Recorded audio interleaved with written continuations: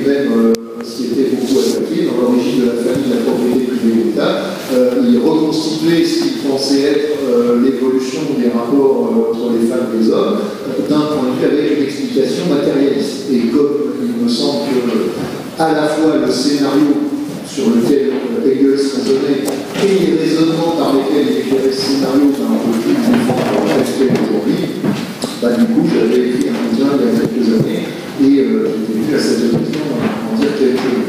Alors, bref rappel de cette affaire-là. En gros, Engels expliquait que les femmes dans les sociétés primitives étaient hautement considérées et avaient même une place prééminente, c'est le mot qu'il emploie dans son livre, et que tout ça avait basculé très tardivement à la veille de la formation des classes sociales, et que c'est à ce moment-là qu'il y avait eu ce qu'il appelait la défaite historique du sexe féminin, la victoire historique du sexe masculin, et donc la naissance du patriarcat.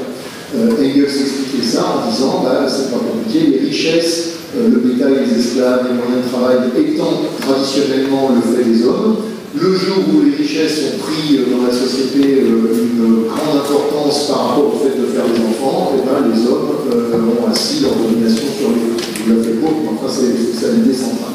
Alors il semblait que ça ne marchait pas pour un certain nombre de raisons. C'est les photos qu'on ne voit pas très bien. Là c'est un aborigène australien photographié à la fin du 19e siècle avec ses 6 femmes ou 7 femmes pour illustrer la polygamie dans l'Australie aborigène, c'était des chasseurs-cueilleurs pur sucre, sans aucune forme d'inégalité économique par ailleurs, mais où il y avait un patriarcat, pour employer ce mot-là, à mon avis, indéniable. Donc, il semblerait bien que les matériaux ethnologiques expliquent qu'en réalité, la domination masculine est née bien avant les classes sociales, et aussi loin qu'on regarde dans l'histoire de l'humanité, on la voit, avec des variantes, mais enfin, c'est quand même une constante. Et surtout, alors du coup, l'explication matérialiste d'Engels expliquant un mauvais scénario, forcément, elle ne marche pas, et l'explication matérialiste que moi je proposais, c'était d'expliquer que tout ça provenait de la division sexuelle du travail, qui avait été la première division du travail dans l'histoire de l'humanité, et qui avait réservé aux hommes le monopole des armes de la violence, et par conséquent de la politique extérieure, de la guerre, de la chasse, de tout ce que vous voulez. Et c'est ça qui avait donné aux hommes une prédominance, idéale. Et ça marche en miroir, c'est-à-dire que nous vivons dans la première société de l'histoire humaine qui prétend, elle n'a pas fait, mais qui dit qu'il faudrait mettre fin finalement à la séparation sexuelle, à l'apartheid des sexes, comme on dit parfois, à l'idée que les hommes, il y a des boulot d'hommes et puis les femmes, il y a des femmes, qu'il y a des manières de s'occuper pour les hommes, des manières de s'occuper pour les femmes, etc. Et nous vivons dans la première société de l'humanité connue, où il y a des gens qui expliquent que hommes ou femmes, on devrait pouvoir vivre les mêmes vies, qu'un individu ne devrait pas être déterminé dans son sort par ses organes reproducteurs.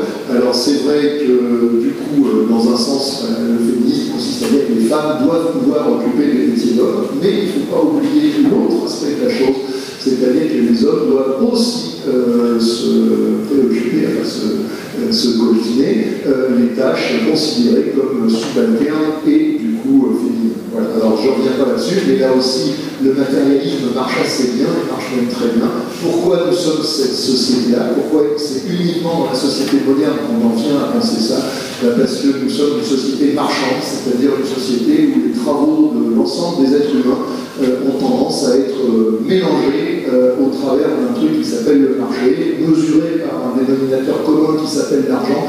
Et à partir du moment où l'économie fonctionne comme ça, l'idée que les travaux féminins et les travaux masculins sont du travail humain, et que donc les hommes et les femmes sont des êtres humains et qu'il ne devrait pas y avoir de coupure sociale entre les deux, c'est une idée qui se met à germer. Voilà. Alors, on en vient enfin au vif du sujet. Je suis désolé d'avoir été un peu long, mais voilà, je rappelle le décor. Et donc, aujourd'hui, je voudrais essayer de vous montrer que le matérialisme, ça marche aussi pour expliquer autre chose, c'est la naissance des inégalités socio-économiques. Alors,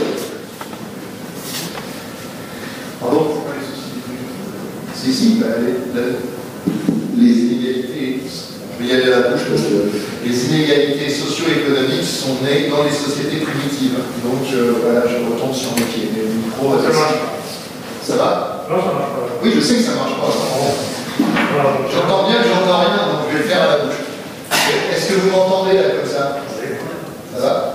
Je vais faire de mon mieux. Alors, si on fait un tableau très à la louche, enfin c'est histoire d'avoir quelques repères des formes de société humaine, il y a une première grande classification qui ne devrait pas trop vous surprendre si vous suivez un séminaire marxiste, c'est qu'on peut mettre d'un côté des sociétés qui sont divisées en classes sociales et de l'autre côté celles qui ne sont pas, et qu'on appelle généralement sociétés primitives. Alors les sociétés divisées en classes dans l'histoire de l'humanité, c'est pas à l'échelle de machin, mais enfin c'est la petite crème sur le lait, ça date tout au plus d'il y a 5000 ans pour les plus anciennes d'entre elles, quelque part vers l'Égypte, la Mésopotamie, etc. Avant, on était des sociétés sans classe sociale, c'est-à-dire il n'y avait pas une minorité qui monopolisait les moyens de production, qui pouvaient être détachés du travail productif et pour le compte desquels finalement le reste de la société travaillait. Mais quand on veut aller un tout petit peu plus finement là-dedans, eh bien, il s'est quand même passé des choses dans cette longue période où il n'y avait pas de classe sociale, et en particulier un événement majeur dans l'histoire de l'humanité, c'est l'apparition des inégalités. Et il y a un chercheur dont je reparlerai, qui s'appelle Alain Testard, qui a souligné que l'apparition des égalités, alors je ne sais pas si on voit très bien, l'apparition des inégalités, c'est aussi l'apparition des paiements et de la richesse. Je vais y revenir, je vais raconter dans un instant ce que ça veut dire ça. Et en gros, il considérait que c'était un bouleversement au moins aussi important que celui des classes sociales ensuite. Voilà.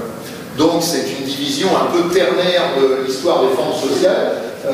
Quelque part, les divisions ternaires, on a l'habitude, quand vous lisez Engels, sauvagerie, barbarie, civilisation, quand vous lisez, enfin bon bref, c'est... Alors, grand point d'interrogation, je l'ai mis en rouge, j'aurais pu le mettre comme ça, à quelle date sont apparus les paiements et les inégalités sociales? On n'en sait strictement rien. Voilà. Donc j'ai mis 10 000 parce que si j'avais rien mis, on serait tous repartis frustrés, mais il faut savoir que c'est, on va dire, c'est au moins, vraisemblablement au moins 10 000. Il y a des historiens qui pensent que ça a pu être bien avant. Et voilà, ça fait partie des grandes questions, des grands débats entre préhistoriens. Et je dirais bien, aujourd'hui, on ne va pas essayer de savoir où se situe en termes chronologiques la chose. Alors, qu'est-ce que ça veut dire la naissance des paiements? Ça veut dire que dans les premières sociétés humaines, vous ne pouviez pas vous acquitter d'un certain nombre d'obligations sociales en donnant des biens matériels. Donc les gens avaient des obligations sociales, en particulier à deux occasions super importantes qui étaient le mariage et les dégâts que vous faisiez aux autres, quand vous blessiez ou vous tuiez quelqu'un. Et donc vous avez un ensemble de sociétés où pour régler les comptes, on ne fait pas intervenir les biens matériels. On fait intervenir quoi? La personne humaine, soit sous forme de travail, soit sous forme de sang. Et puis va se mettre en place à un moment donné dans l'histoire de l'évolution sociale le fait que pour régler les comptes, on va payer en biens matériels. Voilà. Et c'est ce basculement-là qui est l'objet de mon exposé aujourd'hui. Alors, quand vous vous mariez, dans un certain nombre de sociétés, que ce soit chez les aborigènes australiens, chez la plupart des Inuits, ici c'est les Sacs qu'on appelle aussi les Bushmen, vous les avez peut-être vus dans le film Les dieux sont tombés sur la tête, voilà. Et bien, par exemple, chez ces gens-là, quand on se marie, l'homme doit un certain nombre de choses à sa belle famille, mais c'est quoi? C'est du temps de travail. Donc, par exemple, chez les Bushmen, vous rentrez au service de vos beaux-parents pour 3, 4, 5, 6 ans. Pareil en Amazonie. Chez les Australiens, vous travaillez de manière plus ponctuelle, mais à vie. Il y avait tout un tas de systèmes. Vous pouvez aussi échanger des droits sur les femmes. Je te marie avec ma sœur et tu me donnes la tienne, et voilà, et on est tout de suite. Mais en tous les cas, il n'y a pas de paiement. Dans des sociétés ultérieures, on va voir apparaître ce qu'on appelle en anthropologie le prix de la fiancée. En anglais, bride wealth. Et voilà une photo, alors on ne voit pas forcément très bien, ça se passe chez les Papous, ça s'appelle les Tongdema. Et tout ce que vous voyez à terre, là, c'est des porcs qui constituent une partie du prix de la fiancée. Donc pour se marier, on va amener 10 haches de pierre polie, 15 porcs, 3 colliers de dents de chien, etc., etc. Il y a des tarifs. Je vous ai dit que ça marchait aussi pour les compensations de meurtre. Donc vous avez tué quelqu'un, évidemment vous en tirez pas comme ça. Comment est-ce que vous allez régler les comptes pour qu'on soit quitte? Eh bien dans les sociétés sans richesse, sans paiement, ça va être, il va falloir verser le sang. C'est une variante de la loi du talion, de la loi du talion. Hein, œil pour œil, dent pour dent, c'est ça le principe. Alors vous voyez, ça c'est un tableau qui a été peint au début du 19e siècle à propos de l'Australie aborigène. Si vous avez l'occasion de voir un film qui s'appelle 10 calories, 150 lances et 3 épouses, qui a été fait il n'y a pas très longtemps et qui se passe justement dans l'Australie aborigène, cette scène-là fait partie du film. Hein. Donc le monsieur qui est là a vraisemblablement tué quelqu'un. Et ça, c'est les parents de sa victime. Et donc, vous voyez qu'il y a tout le monde qui est autour. Et donc, il est convenu que les parents vont lui jeter un certain nombre de lances, comme ça. Il va essayer de les éviter avec son bouclier. Et puis, des fois, à la fin, s'il n'a vraiment pas été touché du tout, on va lui en planter une dans la fesse, etc. Histoire qu'on soit quitte. Voilà. S'il en prend une dans le ventre, tant pis pour lui. Alors, pareil, dans les sociétés où existent les paiements, on se met en place ce qu'on appelle le prix du sang, le prix de l'homme ou le vergel, hein, c'est-à-dire un tarif où vous payez sous forme de biens ou de monnaie parce que vous avez esquinté quelqu'un. Hein, et ça, c'est une représentation des francs, disons, de l'ancien temps, hein, où vous avez le vergel dans bande dessinée. Hein, t'as foutu un coup de hache à mon frère, et bien maintenant, si tu veux t'en sortir et que je ne te tue pas, tu vas devoir payer. Alors, comment est-ce qu'on peut expliquer le basculement vers les paiements, c'est-à-dire le basculement vers les inégalités économiques? Alors, je fais une petite parenthèse pour dire que face aux explications matérialistes, il y a eu des explications idéalistes. C'est-à-dire des gens qui ont cherché à trouver ça dans la conscience, dans les idées, etc. Alors, le plus connu, c'est, j'allais dire bien évidemment, Rousseau, son discours de l'inégalité, donc 1755, hein, et Rousseau propose une explication idéaliste, mais je pense qu'on peut dire que c'est un idéalisme par défaut. C'est-à-dire que Rousseau sait que ce qu'il dit est idéaliste et il sait que ça n'explique pas tout et qu'il lui manque des billes derrière. Et il le dit lui-même. Alors, je suis désolé, je suis obligé de me rapprocher parce que, encore une fois, c'est tout petit.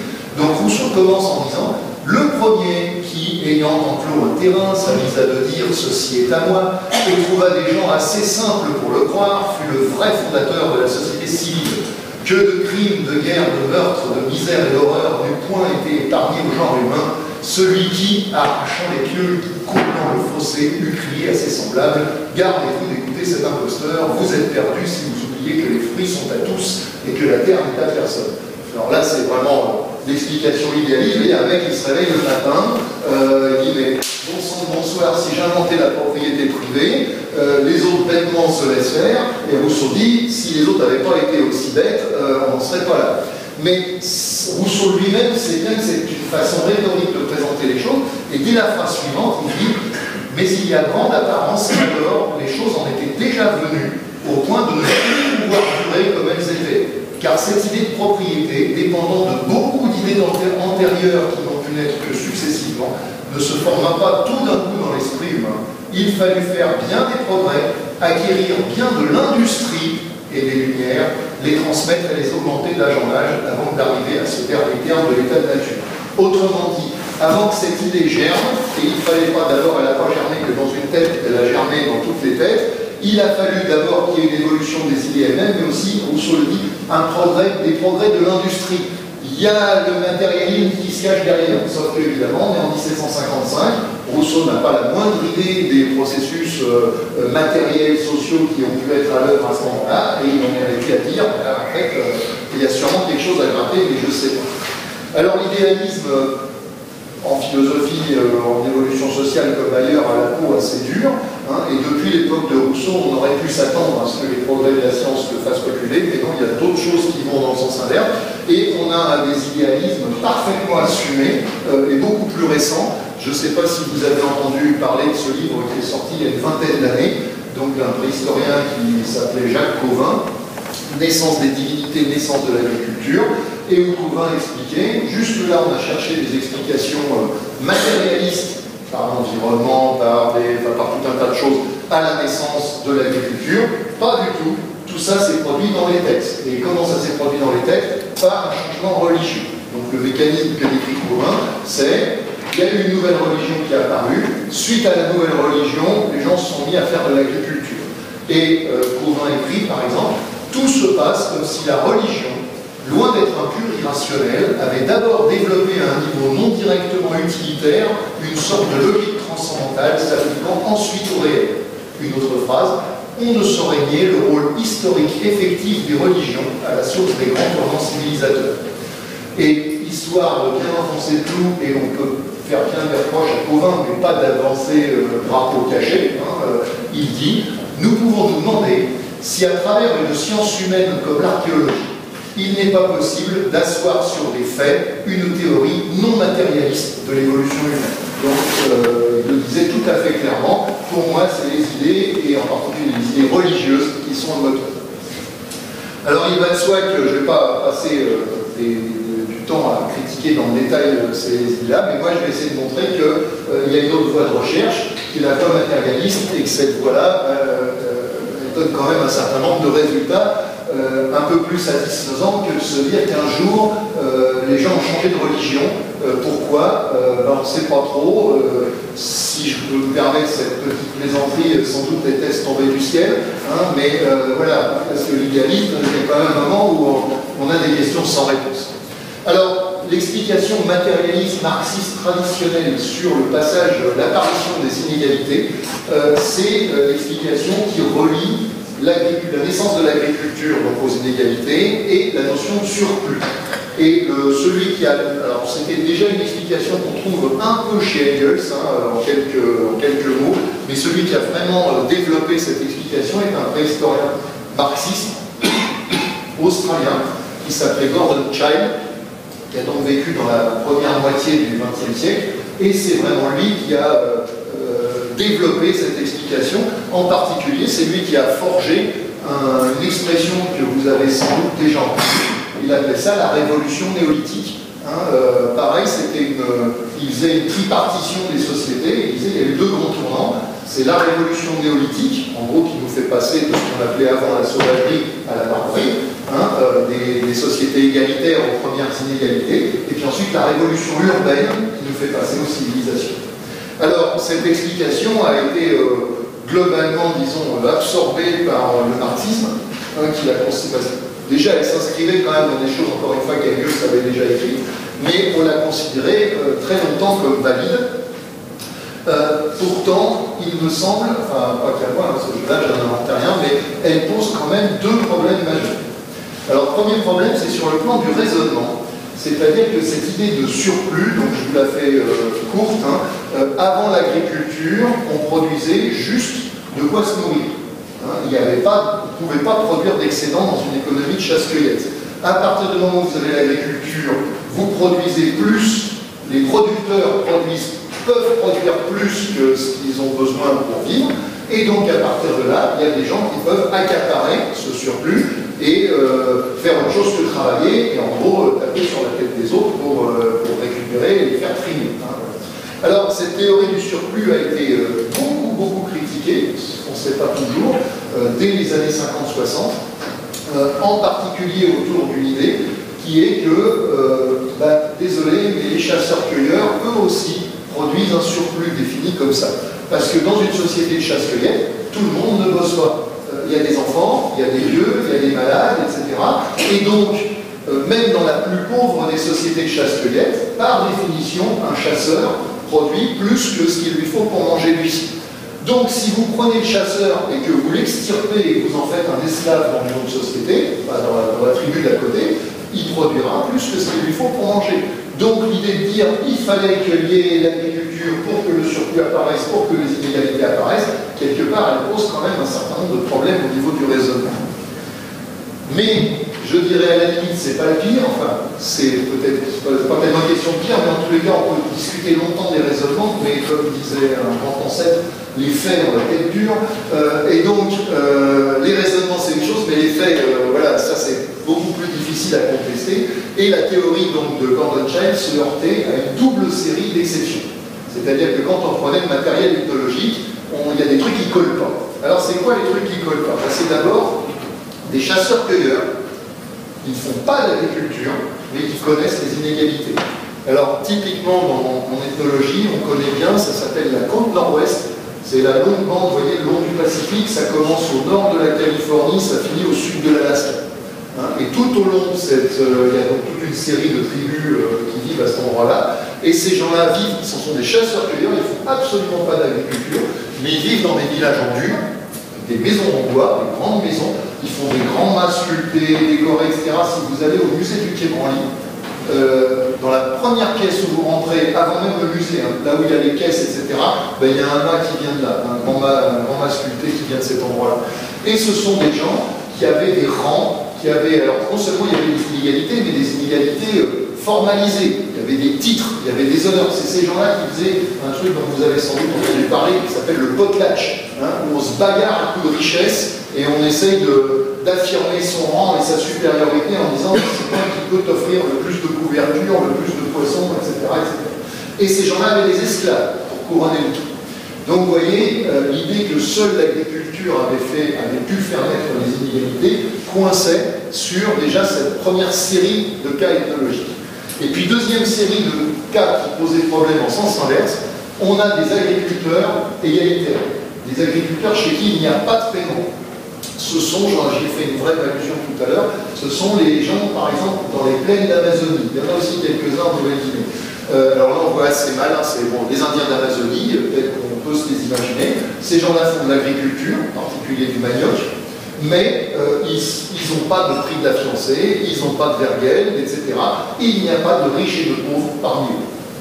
Donc tout ça faisait que la théorie de Gordon Childe n'est quand même pas extrêmement satisfaisante, et que celui qui a insisté le plus pour souligner que ces contre-exemples devaient être pris au sérieux et qu'il fallait une nouvelle formulation théorique, eh bien, a proposé une explication alternative.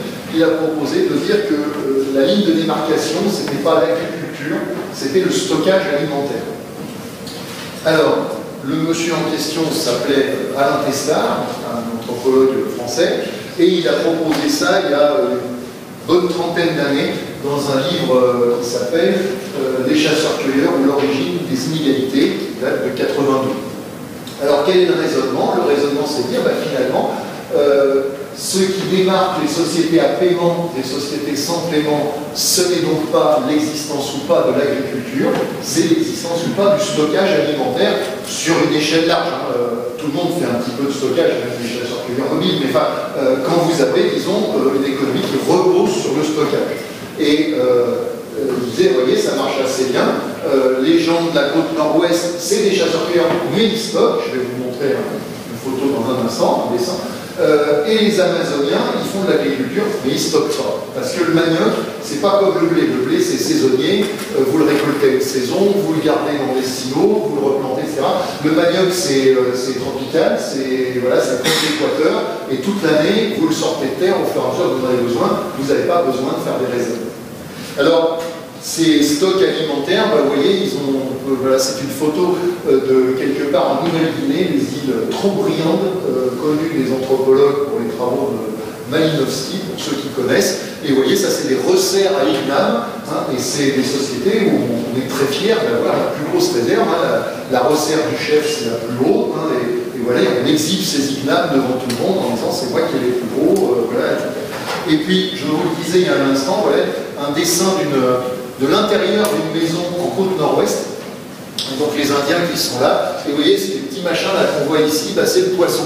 C'est le poisson séché, et ces gens-là, en fait, la base de leur alimentation, c'était le saumon, c'est des régions extrêmement riches en saumon, et le saumon, lui, est saisonnier, donc on le raflait au moment où il remontait dans les fleuves, etc. On le séchait, on le gardait, et c'est avec ça qu'on passait la morte saison. Alors, l'idée que donc c'était le stockage alimentaire qui était corrélé au paiement et pas l'agriculture est à mon avis une idée formidable. C'était un très grand progrès qui éliminait la plupart des exceptions et qui cadrait beaucoup mieux avec le fait. Toutefois, on n'a jamais fini les problèmes, il restait encore deux questions sans réponse. Et c'est d'ailleurs, je le signale, c'est des questions que Alain Testard a lui-même soulevées, mais à ma connaissance, il n'a jamais dit quelle réponse il pensait y donner. Voilà. Donc je reprends la balle là où il l'a laissée. Alors, première question, c'est qu'on dit bah, les sociétés où il y a du stockage alimentaire sont des sociétés où il y a du paiement et de l'illégalité, d'accord? Mais pourquoi? En quoi les stocks alimentaires font qu'on va se mettre à payer là où avant on ne payait pas? Et Star disait lui-même, je ne me l'explique pas. Il y a une causalité qui m'échappe, je constate que ça va ensemble, mais je ne saurais pas vous dire pourquoi au juste. Et deuxième question dans la question, on remarque que d'ailleurs dans les paiements, quand vous versez le prix de la fiancée, quand vous versez le vergel, il n'y a pas de nourriture stockée, sauf sous la forme de bétail. Donc là où on fait du cochon, des choses comme ça, les cochons font partie du prix de la fiancée, mais par exemple là où on fait du poisson séché, dans le prix de la fiancée, il n'y a pas de poisson séché. Donc on voit bien qu'il y a un rapport entre le stockage alimentaire et les paiements, mais on ne voit pas bien lequel, ce qui est un peu gênant. Et puis deuxième problème, là aussi signalé encore une fois par Testar lui-même, et ben ça ne colle pas avec 100% des faits. Il nous reste une petite série d'exceptions. Alors beaucoup moins grandes que celles qu'on avait eues avec l'agriculture, mais quand même, il y a des trucs dans les points qui ne collent pas. Alors c'est quoi les trucs dans les points qui ne collent pas? Il y en a en gros, on a deux cas. C'est-à-dire deux cas, c'est rien du tout. On va dire c'est deux cas connus, si ça se trouve, il y en a des autres. Enfin, si on arrive à avoir une théorie avec zéro exception, c'est toujours mieux qu'une théorie avec deux exceptions. Alors quels sont ces deux cas? Première, une société qui n'a pas beaucoup été observée de son vivant, un tout petit peu, mais voilà, ça s'appelle les Calusa, enfin, le peuple s'appelle les Calusa, ces gens vivaient, vous voyez la Floride, l'espèce de poche que ça forme là, dans le golfe du Mexique, sur la côte sud-ouest de la Floride. Et donc c'est une société qui a été brièvement observée par les Espagnols au début du XVIe siècle, mais après les Espagnols, d'abord il y a des comptes rendus qu'on a de cette époque-là, c'est pas très précis, et puis les Espagnols se sont tirés de la région, et quand ils sont revenus au XVIIIe siècle, ces gens-là s'étaient fait massacrer par leurs voisins, parce que les voisins avaient eu des armes à feu, enfin voilà, bref, voilà, donc, alors, les Calusa, clairement, sont des gens qui ont de la richesse. On parle même d'avoir un roi, avec des villages qui versent des tributs. Quand le roi meurt, on zigouille un peu des gens pour le mettre dans sa tombe, parce que c'est quand même plus chouette quand vous êtes un personnage puissant. Voilà. Bon, sans aucun doute, c'était une société extrêmement stratifiée, extrêmement hiérarchisée. Ces gens-là ne font aucun stock. Pourquoi? Ce sont des pêcheurs, non agriculteurs, ils ne font pas de maïs, rien du tout, alors que partout ailleurs en Amérique on fait du maïs, eux ils n'en font pas, mais ils sont dans un milieu extrêmement riche. Ils sont sur une côte où il y a tout ce qu'il faut, il y a des fruits, il y a des légumes à l'état sauvage, et il y a du poisson autant que vous en voulez, toute l'année. Et donc ces gens-là ne font pas de stock. Les observateurs du XVIe siècle l'avaient déjà noté, et les archéologues qui ont fouillé dans le coin ne trouvent aucune espèce de forme de stock. Et puis une société, un autre endroit de la Terre, mais qui elle est beaucoup mieux connue parce qu'on l'a observé en vrai, alors là on voit assez mal, c'est les Asmates. Alors le monsieur, il est là, il est un peu sombre, ça c'est une statue. Ce sont des Papous qui vivent sur la côte sud de la Nouvelle-Guinée. Et alors ils sont connus, disons, dans le grand public, pour deux choses. Ils faisaient la chasse aux têtes, alors évidemment ça fait toujours un peu... voilà. Ce qui est très banal, hein, dans ces sociétés-là, aller zigouiller des gens pour ramener leur tête, c'est pas un truc. Voilà. Ils faisaient la chasse aux têtes et alors ils faisaient des espèces de mains sculptées absolument extraordinaires, des trucs qui faisaient 5, 6, 10 mètres de haut comme ça. Et sur internet, si vous cherchez les mains sculptées des Asmates, vous verrez, il y a des photos, il y en a qui sont dans les musées américains, enfin, c'est vraiment quelque chose de. Alors, moi, c'est pas tellement pour ça que les Asmates m'intéressent, c'est parce que eux aussi sont une société où il y a de la richesse et des paiements, il y a le prix de la fiancée, il y a le prix du sang quand on tue quelqu'un, alors c'est moins stratifié que les Calusa, mais enfin quand même il y a des riches, voilà. Quand vous êtes un Asmate riche, bah, vous pouvez faire des trucs que vous ne pouvez pas faire quand vous êtes un Asmate pauvre, et ces gens-là ne font pas de stock. Pareil, ils sont en milieu littoral, ils ont des ressources toute l'année, alors eux c'est un peu le poisson, mais c'est beaucoup le palmier sagoutier. Donc qui est un palmier qu'on abat et qu'on ouvre pour prendre la farine qui est à l'intérieur, la farine de sagou, et ils sont dans un milieu où il y a du palmier toute l'année, donc au fur et à mesure qu'il y a besoin, bah, ils abattent des palmiers, ils mangent, et voilà, ils n'ont pas besoin de faire de stock. Alors, bah, écoutez, vous êtes en train de vivre un moment absolument extraordinaire dans l'histoire de l'humanité, je ne sais pas si vous en avez conscience, mais il y a un scoop. C'est donc la première fois que vous avez une explication matérialiste alternative à celle de Testard et de Gordon-Child. Je ne sais pas si elle est bonne, je ne sais pas ce qu'elle vaut, mais peut-être que vos réactions m'instruiront là-dessus. Mais donc voilà, ça vous pouvez raconter à vos petits-enfants, j'y étais. Voilà, alors, comment faire entrer les Kaluza et les asthmates comment essayer de trouver une règle, voilà, qui marche pour tout le monde, et on n'ait plus besoin, de dire ah oui, ça marche, mais enfin, sauf quand ça marche. Alors, mon hypothèse que je voudrais vous soumettre, c'est que c'est pas en soi le stockage alimentaire qui déclenche le passage au paiement des inégalités, c'est l'existence de biens. Alors, comme je vais les définir un peu longuement et que je ne veux pas répéter la définition à chaque fois, je leur ai donné un petit nom, je les appelle les biens W. Pourquoi? Parce que c'est l'abréviation du travail et que c'est un rapport avec les histoires de travail qu'on a fait. Alors, qu'est-ce que j'appelle les biens W? D'abord, c'est des biens qui ont demandé beaucoup de boulot pour être fabriqués. Beaucoup, vous allez me dire, beaucoup c'est vague, et vous aurez raison, mais enfin, clairement, une hache polie, c'est plus de travail qu'un petit truc en plume. Enfin, vous voyez, il y a quand même des choses qui prennent plus de temps que d'autres, et donc, il faut que ce soit des biens qui demandent une quantité importante de travail, et de travail individuel. Parce que si c'est des biens qu'on fabrique à tous ensemble, ça marche. Deuxième condition, il faut que ce soit des biens meubles, alors au sens juridique, c'est-à-dire des biens qui puissent être déplacés, pas une maison. Pourquoi? Parce que si on veut que ça serve de paiement, c'est ça l'idée, hein, c'est des biens qui vont servir à payer. Si vous voulez que ça serve à payer, il faut que celui qui le reçoit puisse en faire ce qu'il veut et en particulier partir avec s'il n'habite pas à l'endroit où vous êtes. Et troisième condition, il faut que ce soit des biens durables, c'est-à-dire des biens qui ne se détériorent pas dans les jours ou dans les semaines après que vous les ayez confectionnés, parce que tout simplement, sinon, pareil, celui qui le reçoit, il ne va pas savoir quoi en faire.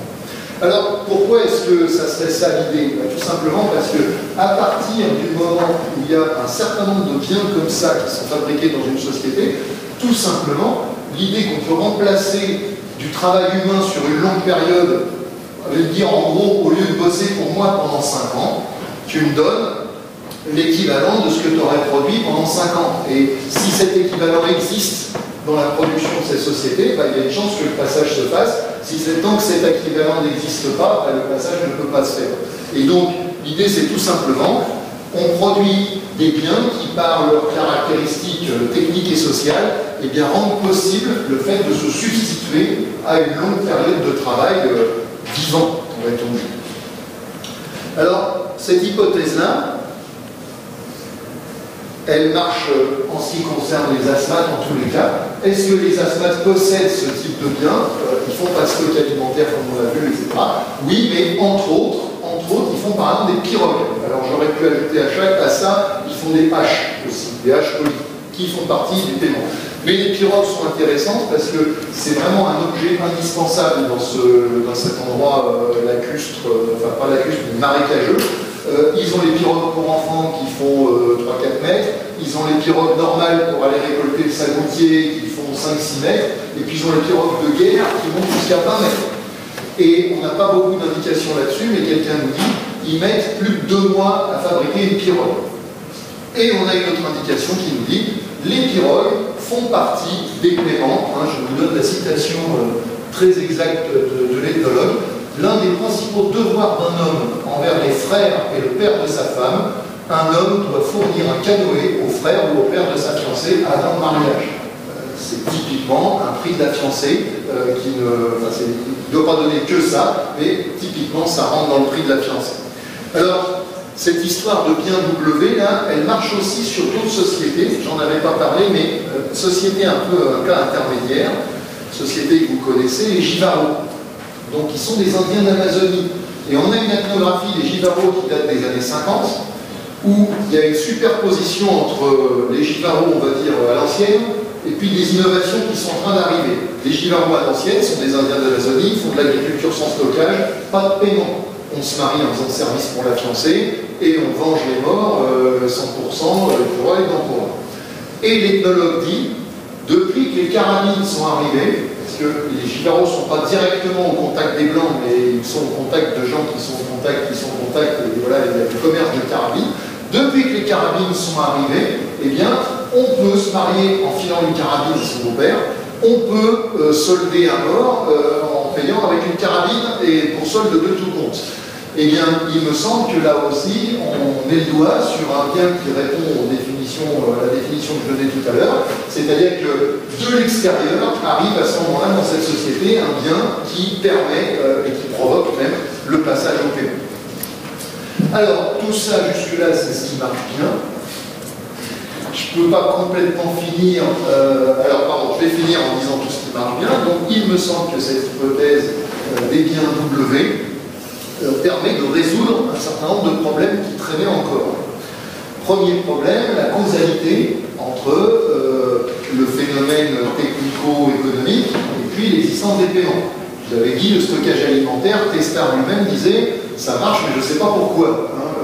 Je ne comprends pas le rapport entre les deux, le rapport de causalité. » Il me semble qu'à partir du moment où on dit la société se met à produire un certain nombre de biens durables, qui demandent beaucoup de boulot, etc., l'idée de dire, du coup, au lieu de travailler 5 ans, tu me files un certain nombre de ces biens-là et on les quitte, voilà, c'est une explication cohérente. Deuxième problème résolu, a priori, mais a priori, il n'y a plus d'exception. C'est-à-dire qu'on ne voit pas de société, dans un sens, je vais y revenir, dans un sens ou dans un autre. Il semble que les biens W, là, sont corrélés à 100% avec les paiements. Sous réserve évidemment d'inventaire ultérieur et sous réserve d'une question qui est sous le tapis pour l'instant mais qui ne va pas tarder à en sortir. Alors, quelles sont justement ces questions encore en suspens? Quels sont les trucs où il faut se gratter la tête pour voir si ça marche vraiment bien? D'abord, première question, est-ce que ça colle vraiment dans l'histoire de biens W et de paiement? Dans les deux sens, alors un peu de logique, hein, conditions nécessaires, conditions suffisantes, etc. Donc, est-ce qu'on a des sociétés où il y a des biens, je vais commencer par où? Est-ce qu'on a des sociétés où il y a des biens, oui, c'est ça, des biens W, mais pas de paiement? Ce qui voudrait dire que mon explication ne marche pas. À ma connaissance, il n'y en a pas vraiment. Mais voilà. Par contre, ce qu'on a, c'est qu'on peut dire, oui, mais quand même les chasseurs-cueilleurs nomades, ils ont des biens comme ça. Après tout, les aborigènes australiens, même dans un certain nombre de régions, ils faisaient déjà des haches polies. Ils sont des chasseurs-cueilleurs, mobiles, etc. Mais ils connaissent la hache polie. Soit dit en passant, vous savez, la parenthèse culturelle, mais la hache polie contient comme le marqueur de néolithique chez nous, c'est-à-dire le truc, moins 10 000, après très très longue période de paléolithique, la plus vieille hache polie du monde, c'est en Australie. C'est moins 35 000. Donc vous voyez, les gens dans la préhistoire sont pénibles parce qu'ils n'ont pas fait partout les mêmes inventions dans le même ordre. Alors, non seulement il faut se taper et d'apprendre des chronologies différentes, mais en plus, nos catégories ne marchent pas très bien. Fin de la parenthèse. Les Australiens dans le nord-ouest ont des haches polies, c'est des biens W, or, ils ne sont pas passés au paiement. À cela, je peux répondre, il faut qu'il y ait des biens W, mais il faut sans doute qu'il y en ait quand même un certain nombre. Quand vous êtes un chasseur-cueilleur nomade, a priori, vous voyagez le plus léger possible. Le nomade, comme dit le proverbe, le bon nomade est un nomade pauvre. Si vous avez besoin de bouger sans arrêt, vous réduisez votre équipement au minimum. Donc ces chasseurs-cueilleurs-là, oui, ils font des haches de pierre, mais ils n'en font pas 50 à la fois. Hein, ils en ont une. Voilà. Or, ce qu'on constate dans les sociétés où on se sert des haches pour payer du prix de la fiancée, c'est qu'on en paye 10, 15, 20 coups. Hein. Alors, c'est donc peut-être une nuance à apporter à l'idée des biens W. Je ne pense pas que ça la mette en défaut. C'est-à-dire, oui, ces sociétés de chasseurs-cueilleurs nomades mobiles peuvent avoir des biens W, mais ils en ont en trop petite quantité pour que ça provoque le bascule. Alors ça, c'est une première question. Pardon, excusez-moi. Deuxième question en sens inverse. J'ai appuyé trop tôt. Deuxième question en sens inverse. Est-ce que les sociétés où il y a des paiements ont toutes des biens W? On fait dans les deux sens. Alors là, question, je ne vous le cache pas, question embêtante parce qu'elle va nous amener à une deuxième question. Alors dans un premier temps, je serais tenté de dire, mais oui, pas de problème, il n'y a aucun souci. Pourquoi? On a dit, les sociétés qui ont des paiements, c'est celles qui font du stockage alimentaire, identifiées par Testard, plus les Calusa et les Assas, etc. Et eux, ils ont des pirogues et des machins comme ça. Donc c'est bon, ça colle. Et donc, je suis tenté de répondre un grand oui, pas de problème, chaque fois que vous avez des paiements, vous avez des biens W. Mais soyons honnêtes, c'est un oui qui mérite d'être un peu examiné. Pourquoi? Parce que justement, le grand souci, c'est la deuxième question. Est-ce qu'on peut considérer que les stocks alimentaires sont des biens W? Même problème que tout à l'heure. Testard l'avait, il n'y a pas de raison que je m'en sois débarrassé comme ça. Nulle part, à part quand c'est du bétail sur pied, nulle part on ne trouve des biens alimentaires stockés dans le prix de la fiancée. On ne paye pas en poisson séché. Donc, après tout, les stocks alimentaires ne répondent pas à la définition que j'ai donnée tout à l'heure. Et d'ailleurs, tout à l'heure, j'avais dit, il faut que les biens soient durables. Et durables un peu dans le long terme. Le problème des biens alimentaires, avec les techniques de conservation de ces sociétés-là, ils sont un peu durables, mais enfin, le poisson séché, il ne vous fera pas 10 ans. Hein, voilà. Alors, comment est-ce qu'on peut essayer de représenter la chose? Je pense qu'il y a deux manières de s'en sortir. Une qui ne me semble pas être la bonne et une qui est la bonne, je crois, et sur laquelle je finirai. Donc, je vais être à peu près dans les temps, c'est ça? Voilà. Alors, première manière, je ne pense pas que ce soit la bonne, mais je pense qu'avant de la rajouter, il faut quand même l'examiner. On se dit, les stocks alimentaires font partie des biens W. C'est un sous-ensemble. Alors là, j'ai fait un sous-ensemble qui fait la moitié, mais en fait, c'est 99,999%. Si on résume en termes de société, si on raisonne en termes de société, 99,999% des sociétés à paiement font du stock alimentaire.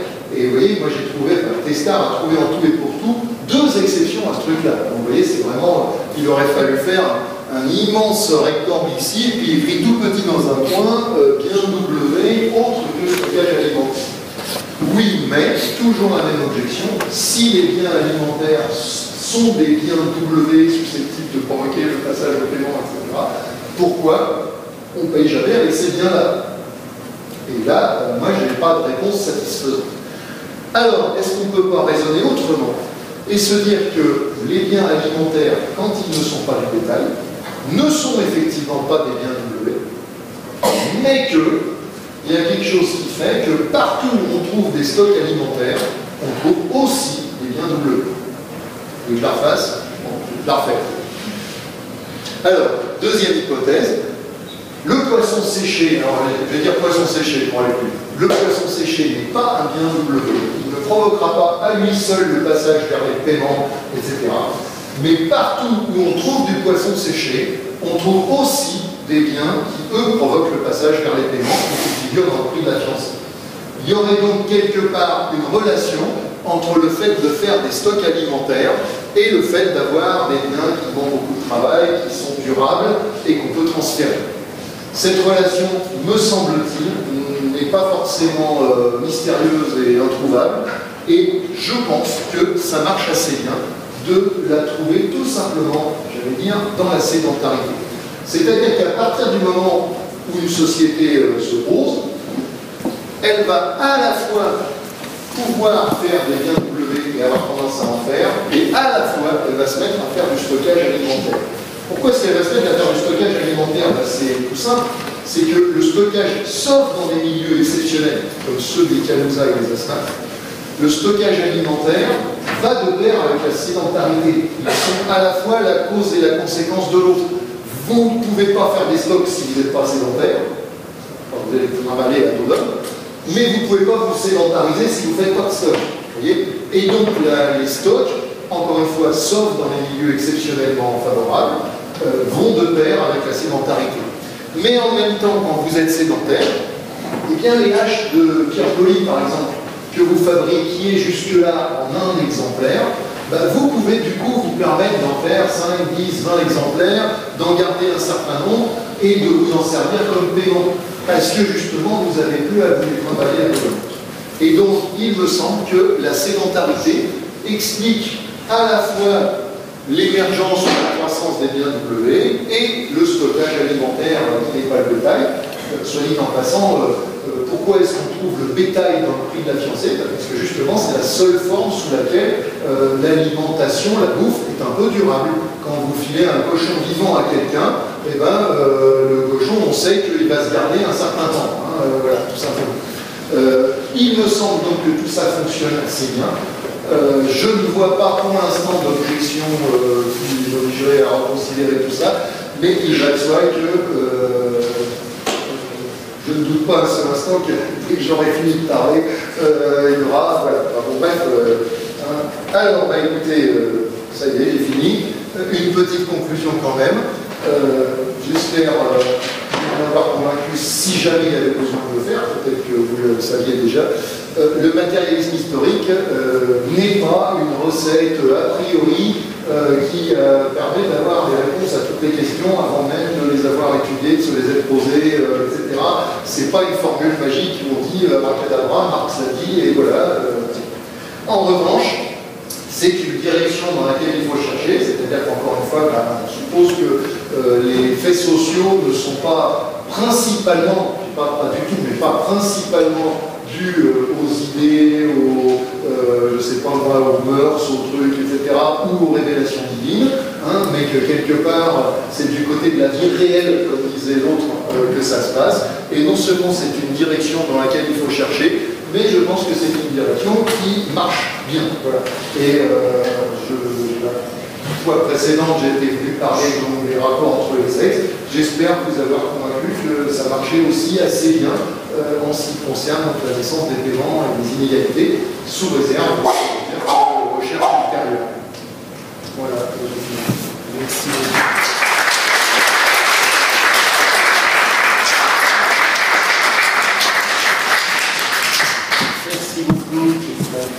Alors, est-ce que vous avez des questions en vous présentant, en les formulant de manière assez courte, pour qu'on puisse avoir les réponses de Christophe et ensuite une deuxième série de questions? Je vais lancer le débat et peut-être un peu la critique positive, bien sûr, je l'espère. Tout dépend de ce que vous entendez par matérialisme historique. Alors, vous avez dit dès le départ que vous ne rentreriez pas dans les définitions, effectivement, il y a tellement d'écoles, mais fondamentalement, de mon point de vue, le matérialisme historique, c'est de considérer que ce qui constitue le substrat des sociétés et de l'histoire, c'est la production de richesses et la distribution de ces richesses. Et qu'à partir de cette production de richesses et de cette distribution de richesses, qui sont fondamentalement liées, franchement, là-dessus, toutes les écoles marxistes sont sur cette analyse, à l'état des technologies, hein, ce qu'on appelle les forces productives. Alors après, je ne rentrerai pas dans le débat superstructure, infrastructure. Ça, effectivement, détermine les rapports sociaux. Alors, moi, il me semble, dans ce que vous avez expliqué, qui est, je dirais, intellectuellement très fécond, hein, et il y a beaucoup de points, je trouve, qui sont très riches, et avec lesquels je suis personnellement en accord, mais je ne vois pas en quoi ça remettrait en cause, parce que si on parle de la définition du matérialisme historique, qui est de dire on a des niveaux de société et des types de sociétés qui sont déterminés par l'état des techniques, on voit bien que dans tout ce que vous décriviez, vous parlez de stade, vous parlez des chasseurs-cueilleurs, vous parlez de surplus de stockage alimentaire. Le fondement des sociétés modernes, on passe des sociétés primitives aux sociétés antiques, c'est effectivement la formation de surplus de plus en plus important. Au départ, ce sont effectivement des surplus agricoles. Dans les sociétés capitalistes développées, on n'est plus sur des surplus agricoles, hein, on est sur des surplus marchands, mais je ne vois pas en quoi ça remettrait en cause, je dirais, le matérialisme historique. Et je ferai une deuxième observation. Vous ne vous êtes pas intéressé à la genèse de la monnaie. Vous en avez un petit peu parlé, hein, comme des moyens de paiement. Or, dans les sociétés primitives, dans certaines sociétés primitives, il est intéressant de voir qu'il existait des formes de monnaie élémentaire, les coquillages, etc., parler du bétail. Et je pense que la genèse de la monnaie, c'est également un éclairage que ça pourrait apporter dans, justement, l'explication qu'on peut avoir de certaines sociétés primitives. La monnaie, c'est trois choses. C'est premièrement une unité de compte pour mesurer les richesses. C'est quelque chose qui sert d'intermédiaire des échanges. Et vous l'avez dit quelque part, quand vous parlez de prix du sang, c'est ce qu'on appelle une réserve de valeur. Et je ne trouve pas, moi, dans les explications que vous avancez, cet éclairage. Peut-être n'était-il pas utile, ou peut-être l'avez-vous volontairement, j'allais dire, éliminé. Qu'est-ce que vous en pensez? Tu les dirais? Oui, bien sûr. Voilà, 3 questions en fait. Le matérialisme historique, la théorie du surplus et la monnaie. Je vais commencer dans l'autre sens. Alors la monnaie, j'ai parlé que de ça. Mais pas sa fonction. Non, j'ai pas prononcé le mot et j'aurais sans doute dû. Quand je dis la genèse des paiements, c'est la genèse de la monnaie. En réalité, à partir du moment où vous dites pour épouser quelqu'un, au lieu de venir travailler pour moi, tu me dois 20 cochons, 2 colliers, etc., ben, vous avez la société à inventer la monnaie. Alors, c'est assez comment dire, symptomatique parce que dans les 3 fonctions de la monnaie que vous avez données, il manque justement celle par laquelle, à mon avis, la monnaie est née. C'est-à-dire, vous avez dit la monnaie, c'est une mesure de valeur, c'est une réserve de valeur et c'est un moyen d'échange. Très vraisemblablement, la monnaie est née comme 4e fonction, c'est-à-dire le moyen de paiement. Et on confond des fois avec le moyen d'échange, mais ce n'est pas la même chose. Hein. Quand vous payez une amende, vous payez, vous échangez contre rien. Hein. C'est juste qu'on vous oblige à payer. Hein. Voilà. Alors, dans les sociétés primitive, il semble que la monnaie ne n'est pas comme moyen d'échange, tout simplement parce qu'il n'y a pas grand-chose à échanger. Dans des sociétés où il n'y a pas de division du travail autre que sexuelle, et où en tous les cas les produits ne passent pas par un marché, les gens n'ont pas besoin d'acheter leur pain quotidien. Ils font tous pousser, ou ils lèvent, voilà. En revanche, encore une fois, il y a des obligations sociales où se met en place à un moment donné le fait de devoir payer. Et tout ce que j'ai dit là, mais bien W, c'est la monnaie. Alors, sur le matériel historique et le surplus, je crois qu'il y a, sans doute là aussi de ma faute, mais il y a une incompréhension qu'il faut que je lève tout de suite. Je n'ai pas pensé une seule seconde que ce que je vous racontais là infirmait moindrement le matériel historique. Au contraire, je voulais faire tout ça pour dire au contraire ça marche très bien. Hein, voilà, donc le matérialisme historique, le fait de chercher, comme vous avez dit au début, l'origine des phénomènes dans la production, etc. Enfin, je crois n'avoir fait que ça et je suis absolument d'accord que c'est la voie la plus féconde pour expliquer les sociétés. En revanche, ça c'est une direction de recherche. Une fois qu'on dit ça, bah, on peut formuler différentes théories, exactement comme, je sais pas, en physique, on dit il faut expliquer les phénomènes naturels par d'autres phénomènes naturels et pas par l'intervention divine. Ça, c'est le point de départ. Et une fois qu'on a fait ça, bah, vous avez les théories physiques qui s'affrontent et puis des fois, qui se remplacent les unes les autres. Voilà. En revanche, je pense donc que la théorie, alors la théorie du surplus, c'est un truc, un fil qui dépasse, et quand on commence à tirer dessus, on a pour la soirée. Voilà. En tous les cas, voilà, je pense qu'on ne peut pas expliquer le passage au paiement, le passage à la monnaie, le passage aux inégalités, pour certains enjeux, je pense qu'on parle du même phénomène, sur des angles différents, on ne peut pas l'expliquer par l'apparition d'un surplus, et j'ai essayé de dire pourquoi. Parce qu'encore une fois, le surplus, dès les sociétés de chasseurs-cueilleurs, il est latent, il est possible. Et dans une certaine mesure, il existe. Il est approprié par personne, mais il existe. Un tout chasseur produit plus que ce qu'il lui faut pour vivre. Donc si vous piquez le chasseur, vous le faites bosser pour vous, il peut vous enrichir. Et donc si ça ne se fait pas, c'est pour d'autres raisons que ça. Parce qu'il est limité, précisément, c'est ça, c'est la rareté. C'est à partir du moment où ce surplus devient véritablement important, me semble-t-il, qu'il devient l'objet de, entre guillemets, de convoitise. Vous savez, peut-être, j'ai relu il n'y a pas longtemps un bouquin que j'aime beaucoup, qui s'appelle L'histoire des systèmes agricoles du monde, quelque chose comme ça, je ne sais pas si vous en connaissez, un truc de Marcel Mazoyer, qui est un agronome très compétent, et voilà, où il fait, Mazoyer explique que pourquoi l'esclavage, selon lui, a disparu, parce que, elle parle de la fin de l'Empire romain, parce que l'esclave ne produisait pas assez pour se renouveler lui-même. Et que donc l'esclavage ne pouvait fonctionner, toujours d'après Mazoyer, que tant qu'on allait piquer des esclaves tout faits dans les sociétés d'à côté, voilà, et du jour où il n'y a plus d'approvisionnement, l'esclavage s'est terminé. Moi, ça m'a fait sourire, parce que c'est exactement le même raisonnement que sur les chasseurs-cueilleurs. Pourtant, il s'est passé des trucs entre-temps. Je pense que voilà, la théorie du surplus, elle a bien des problèmes, et en particulier le problème de définir le surplus de quoi par rapport à quoi. Mais là, encore une fois, on met le doigt dans un truc. Promis, la prochaine fois que je reviens, si on me réinvite, ça sera ça le sujet. Ça coûte rien de faire des promesses comme ça. Tout le monde les aura oubliés. Non, mais c'est un sujet qui m'intéresse. Monsieur, je voudrais vous demander, monsieur, je voudrais vous demander, monsieur, pourquoi vous avez semblé émettre quelques sérieuses réserves sur les travaux de Maurice Godelier. Alors, pourquoi est-ce que j'ai émis des réserves sur les travaux de Godelier?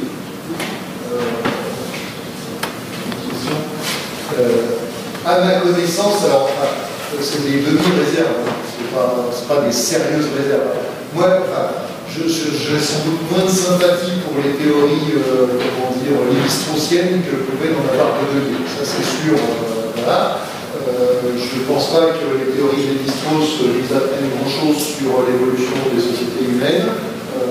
D'ailleurs, Lévi-Strauss lui-même disait que l'évolution, je cite de mémoire, était tout au plus un moyen commode et dangereux de présentation des faits. Bon, moi, quand quelqu'un commence par dire que l'évolution, ça n'existe pas vraiment, mais bon, enfin, bref. Non, Godelier, je pense qu'il y a des tas de choses intéressantes. J'ai juste signalé que Godelier avait beaucoup contribué à des discussions très théoriques sur les infrastructures, superstructures, etc. Alors j'ai peut-être eu, je ne sais pas comment je l'ai dit, mais enfin, c'est juste pour dire qu'aujourd'hui, je ne rentre pas là-dedans. Voilà. Mais ce n'est pas un mépris ou une critique vis-à-vis de ce qu'a fait Godelier. Excusez-moi, il est toujours vivant, je crois. Pardon? Godelier est toujours vivant. Ah, il est toujours vivant? Oui, absolument. Et je ne crois pas qu'il se dise encore marxiste, par contre. C'est arrivé à d'autres. À ma connaissance, son marxisme est mort.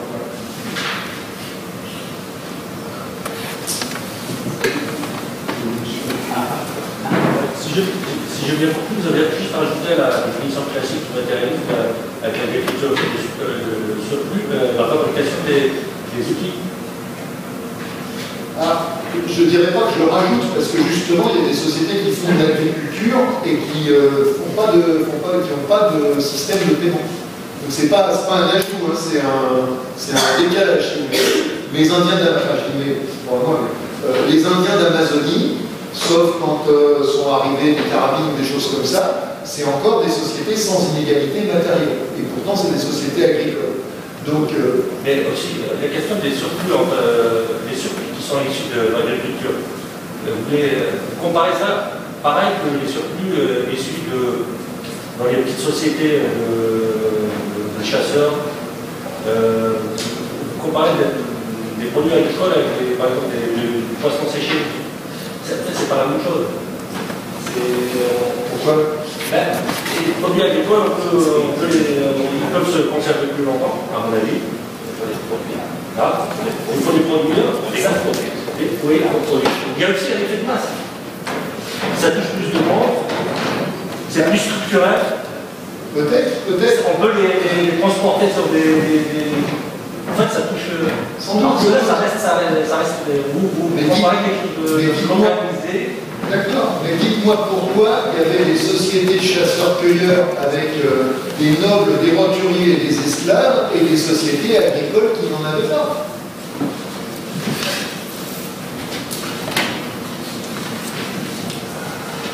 Je pense que vous raisonnez, si je puis me permettre, pour animer un peu si vous me permettez. Je pense qu'on est dans le domaine des sciences sociales et on ne peut pas avoir, comme dans le domaine des sciences dures, des explications totalement déterministes de dire il y a une explication qui marche à 100%. Je crois que c'est un peu quand même l'histoire de l'humanité. Il y a, je dirais, des sociétés qui sont dominantes, qu'on retrouve à peu près partout, et il y a toujours des exceptions. Moi, à un moment donné, vous m'avez un peu étonné, vous m'avez dit le prix du sang. Dans des sociétés, par exemple méditerranéennes, en Géorgie ou en Corse, lorsque vous tuez quelqu'un, il ne peut pas y avoir de réparation par l'argent. C'est uniquement, et pourtant on est dans une société qui n'est pas une société capitaliste, hein, ce sont des sociétés qui ont été plus féodales, mais qui ne sont pas non plus des sociétés modernes, donc qui avaient quand même une certaine influence, je dirais, occidentale, des Lumières, mais vous ne pourrez jamais réparer, je peux en parler en connaissance de cause, vous ne pourrez jamais réparer Vous êtes recherché, c'est ça? Vous ne pourrez jamais réparer. C'est un chèque qui est exemple. Non, justement, ça ne marchera pas, ce sera forcément chez du sang, vous voyez. Donc, votre explication, cette explication est terre-à-haute, mais on arrivera toujours à trouver dans ce qui est, je dirais, les sciences sociales, les exceptions. Et on n'est pas dans les sciences pures, il n'y a pas de déterminisme scientifique, il y a des déterminismes, j'allais dire, peut-être pas statistiques, mais on a toujours des grandes lois, et on ne peut pas avoir quelque chose qui colle dans tous les coups. Et au contraire, ça me met à l'appui de ce que vous avancez, parce que je trouve que c'est très pertinent, et on essaie toujours de trouver une explication absolue, bon, on n'y arrive pas, mais ça marche, globalement ça marche. Alors, il y a deux niveaux dans ce que vous dites où je ne suis pas d'accord, en fait, trop sur les deux, mais c'est bon.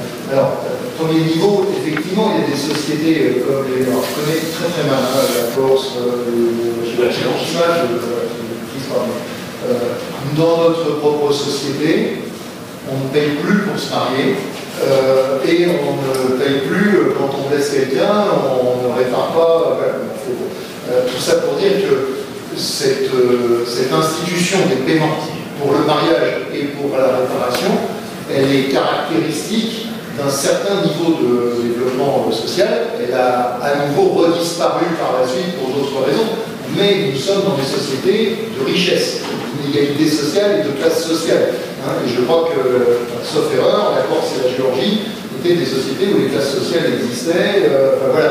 Donc, si vous voulez, c'est un contre-exemple qui n'interfère pas avec les papous, l'Amazonie, etc. Après, sur le fond, comprenez, peut-être qu'on ne peut pas trouver des explications qui marchent à 100%, c'est possible. Mais si on n'essaye pas, à quoi ça sert de réfléchir? Si j'ai une explication qui marche à 50%, je suis content, mais si j'en trouve une qui marche à 75%, a priori, je la considère comme meilleure que celle qui marche à 50%. Surtout si en plus, sur le plan logique, elle est plus cohérente. Et je ne sais pas si vous m'avez suivi, je vais essayer de vous montrer qu'à chaque fois, il y avait deux niveaux dans l'argumentation. Il y avait le niveau adéquation avec les faits, combien j'ai l'exception, parce que j'en ai beaucoup, un peu, voilà. Et puis il y a le niveau même de la cohérence du raisonnement. Est-ce que quelque part sur le plan logique ça se tient, ou est-ce que ça se tient avec un gros nœud qui se voit, quoi. Bon.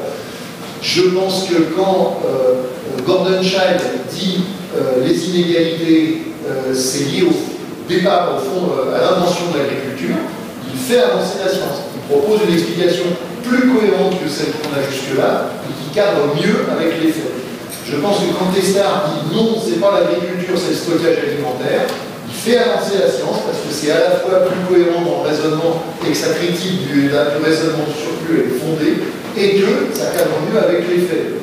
Et très immodestement, je pense que en passant à l'explication sur les biens W, là on améliore encore un peu le truc. Alors, moi, je ne vois pas d'exception dans l'état actuel des choses. Là, j'ai un truc à 100%. Peut-être juste parce que j'ai mal regardé, et que, en fait, dans le matériel technologique, il suffit de se pencher à un endroit où je n'ai pas regardé, et on va en sortir des exceptions, et que du coup, ce truc-là, il va falloir soit l'abandonner, soit le remanier. Mais ça, c'est la vie. Mais encore une fois, si on n'a pas un peu le critère des faits, c'est pas de la science qu'on fait. On dit ce qu'on a envie de dire, et puis si ça marche pas, on dit c'est pas grave, ça marche pas. Mais non, il faut que ça marche.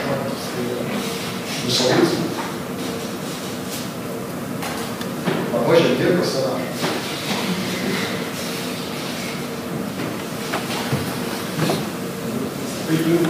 Deux choses. La première, c'est si on revient au départ, c'est-à-dire à la révolution néolithique, on retrouve le problème de la sédentarité. Et est-ce qu'on n'est pas envoyé à une autre question? C'est apparemment c'est la sédentarité qui a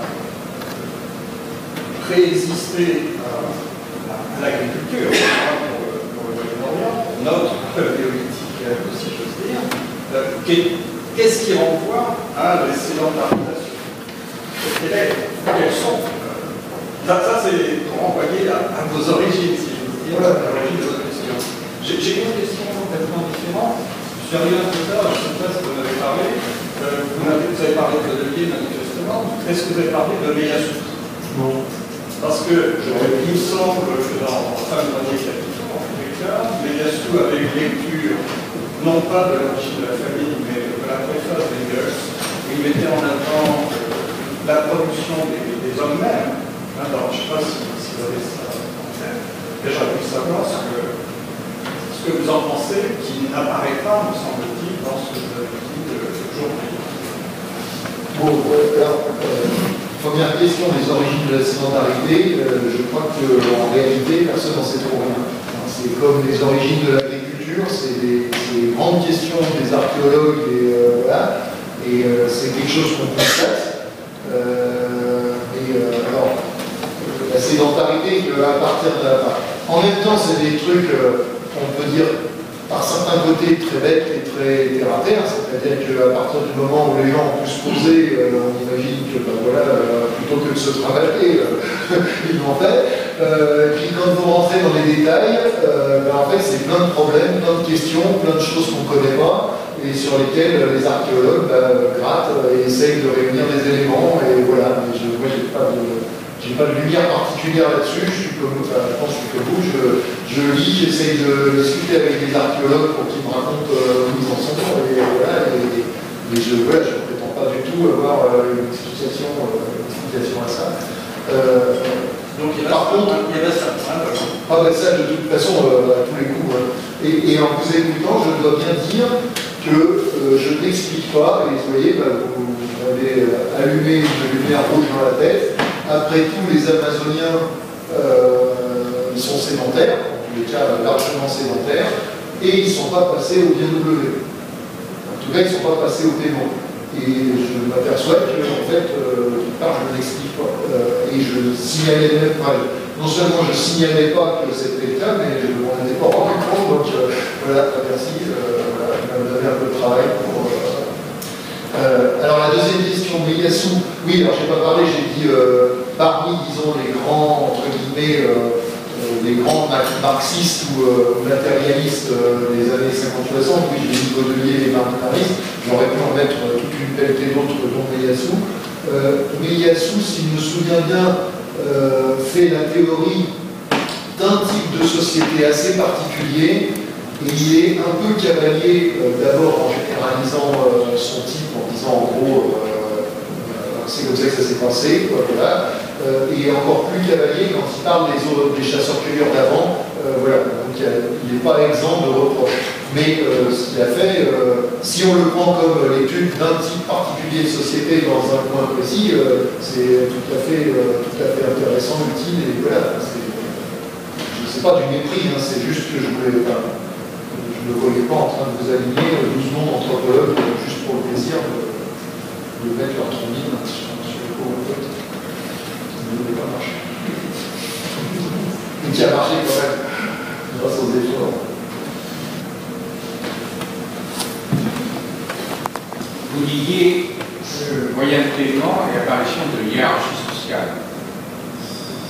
D'inégalité. D'inégalité sociale. Mais apparemment, c'est vrai que ça va un peu ensemble. Enfin, vous pouvez préciser.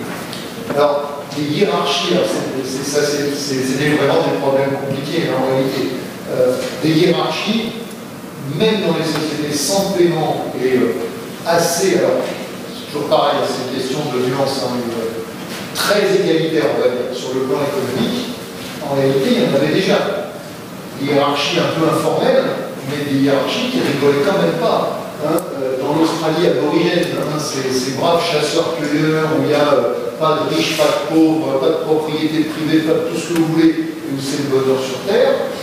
Si vous êtes une femme et que vous avez le malheur de pénétrer sur les terrains religieux des hommes, c'est au mieux viol collectif et plus généralement la peine de mort directe.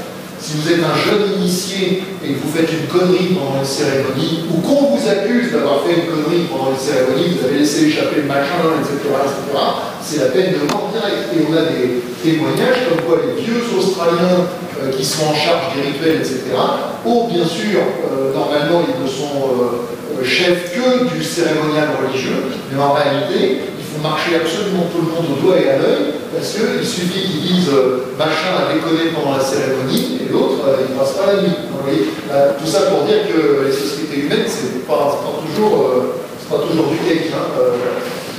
Alors, ce qui se passe par contre à partir du moment où vous avez les paiements, c'est que vous avez des différenciations de richesse.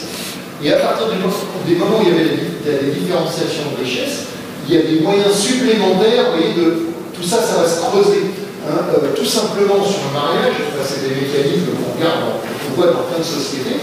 À partir du moment où vous devez payer pour vous marier, si vous êtes riche, vous pouvez vous marier une fois, 2 fois, 3 fois, 4 fois, et plus vous vous mariez, plus vous avez des femmes qui produisent pour vous.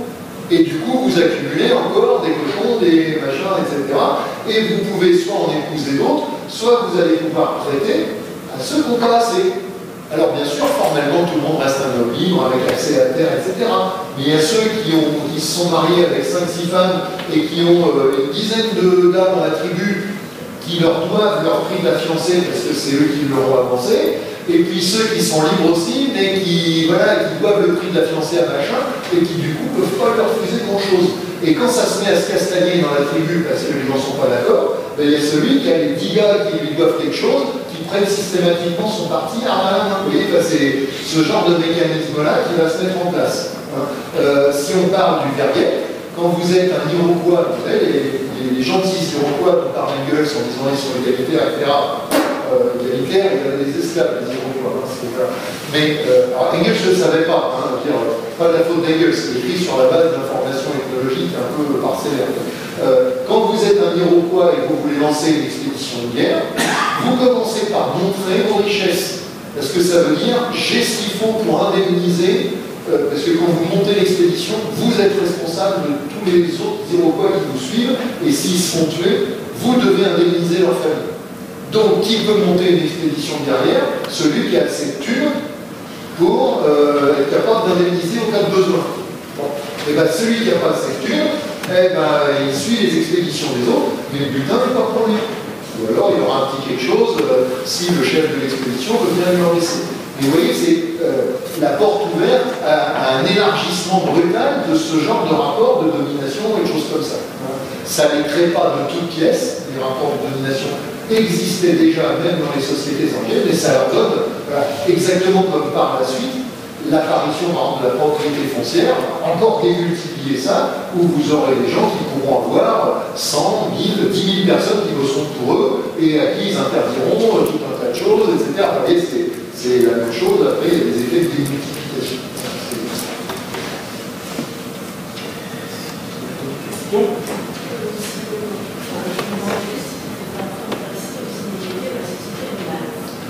Alors, les inégalités dans les sociétés animales. Réponse non. En tous les cas, clairement, les inégalités de richesse dans les sociétés animales, je ne vois pas très bien ce que ça pourrait vouloir dire, ou peut-être sur l'accès à la nourriture, je ne sais pas. Mais en tous les cas, non, c'est pas vraiment, je préfère rien dire là-dessus, apparemment, mais je connais pas. Je sais pas, sûrement chez les primates, en tous les cas, il y aurait peut-être des choses intéressantes, parce que chez les abeilles, je ne dis pas que c'est pas intéressant en soi, mais ce qu'on peut en tirer pour l'étude des sociétés humaines, à mon avis, est quand même extrêmement limité. Et les travaux de Diamond, par exemple, alors ouais, j'ai lu Diamond, mais c'est pas ça que j'ai retenu, alors peut-être que j'ai pas lu les bons trucs, ou peut-être que c'était pas là-dessus que mon cerveau était branché, et que du coup, je suis pas sûr de ça. Que j'ai pas lu les Les moyens de paiement. Ils accumulent des livres, quand ils font quelque chose de bien, on leur donne une livre. Oui, mais ça, c'est le dresseur qui. C'est pas les sociétés animales. Non. Ils acquièrent un apprentissage, ça prend besoin de quelque chose, ils ont une livre, ils peuvent les garder 3 ou 4, et quand ils ont 3 ou 4 livres, ils peuvent obtenir plus que ce qu'ils auraient eu avec une fois une livre, une fois une livre. Ça marche aussi avec les enfants, d'ailleurs. Non, mais alors ça, c'est des choses qu'on introduit, nous, en tant qu'êtres humains qui intervenons sur leur comportement. Mais par contre, il y a sûrement des trucs sur les primates. Est-ce que, justement, l'accès à la nourriture est parfaitement égalitaire? Est-ce qu'il y a des phénomènes l'échange, etc. Sûrement qu'il y a des choses. Alors après, le problème, c'est toujours une question de nuance. C'est-à-dire qu'il y a des gens qui vous disent bon, bah, finalement, dans toutes les sociétés humaines, il y a des inégalités, puisque même chez les aborigènes australiens, les hommes vieux mangeaient mieux que les femmes jeunes. C'est absolument vrai. Voilà. Oui, mais non, parce que vous comprenez, après, tout est pareil et il ne s'est jamais rien passé. Et voilà, c'est toujours une question de nuance. D'un côté, à ne pas dire qu'il ne s'est rien passé et que tout est pareil.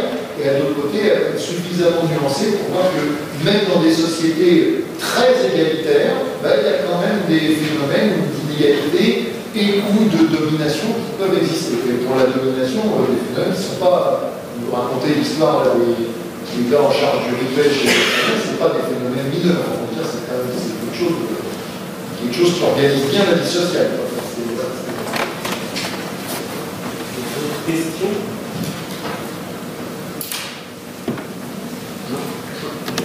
Est-ce qu'on a observé une société ou une communauté humaine, et sur une durée historique, où on est passé d'un état égalitaire, chez les concurs, on est égalitaire, et où des inégalités se sont installées Je pense que les Jivaros sont peut-être un petit exemple de ça.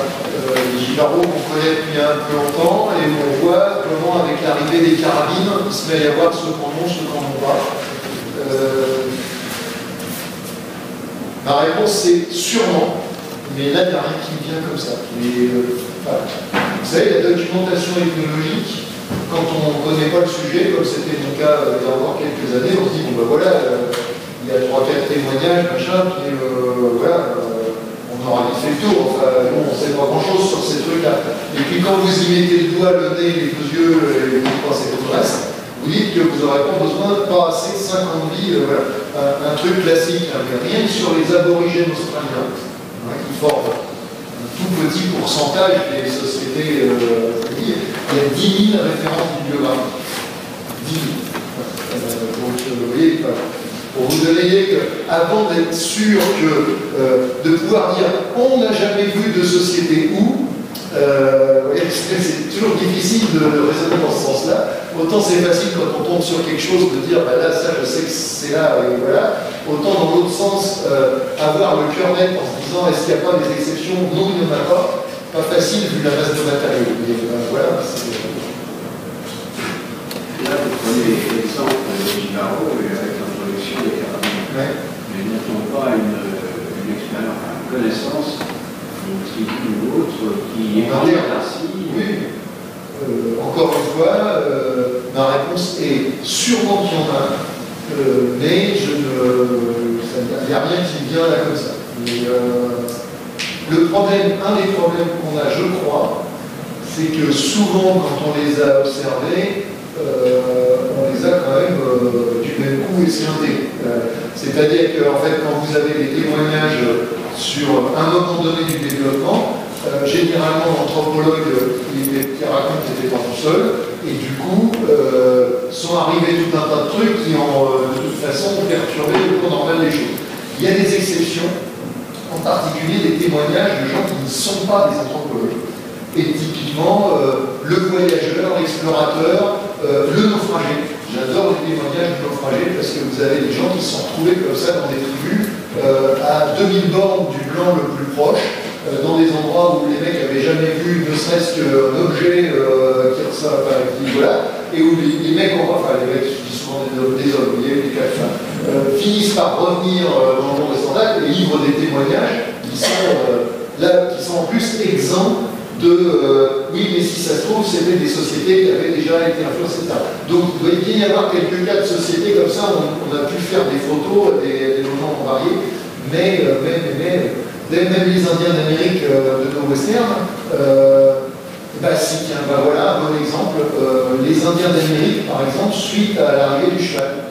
Alors, qui est une perturbation extérieure, puisque c'est grâce aux conquistadors que les Indiens de nos westerns galopent à cheval plutôt que de se travailler à pied. Hein, mais enfin, c'est externe, oui et non, parce que bon, il se trouve que c'est le cheval qui a été amené par les Blancs. Enfin, ça aurait pu être un autre accident écologique qui amène voilà. Et on sait quand même sur un certain nombre de plans que l'arrivée du cheval a beaucoup transformé les sociétés indiennes, notamment dans la zone des plaines. Et il y a sûrement plein d'exemples comme ça qu'on pourrait étudier, mais voilà, encore du boulot.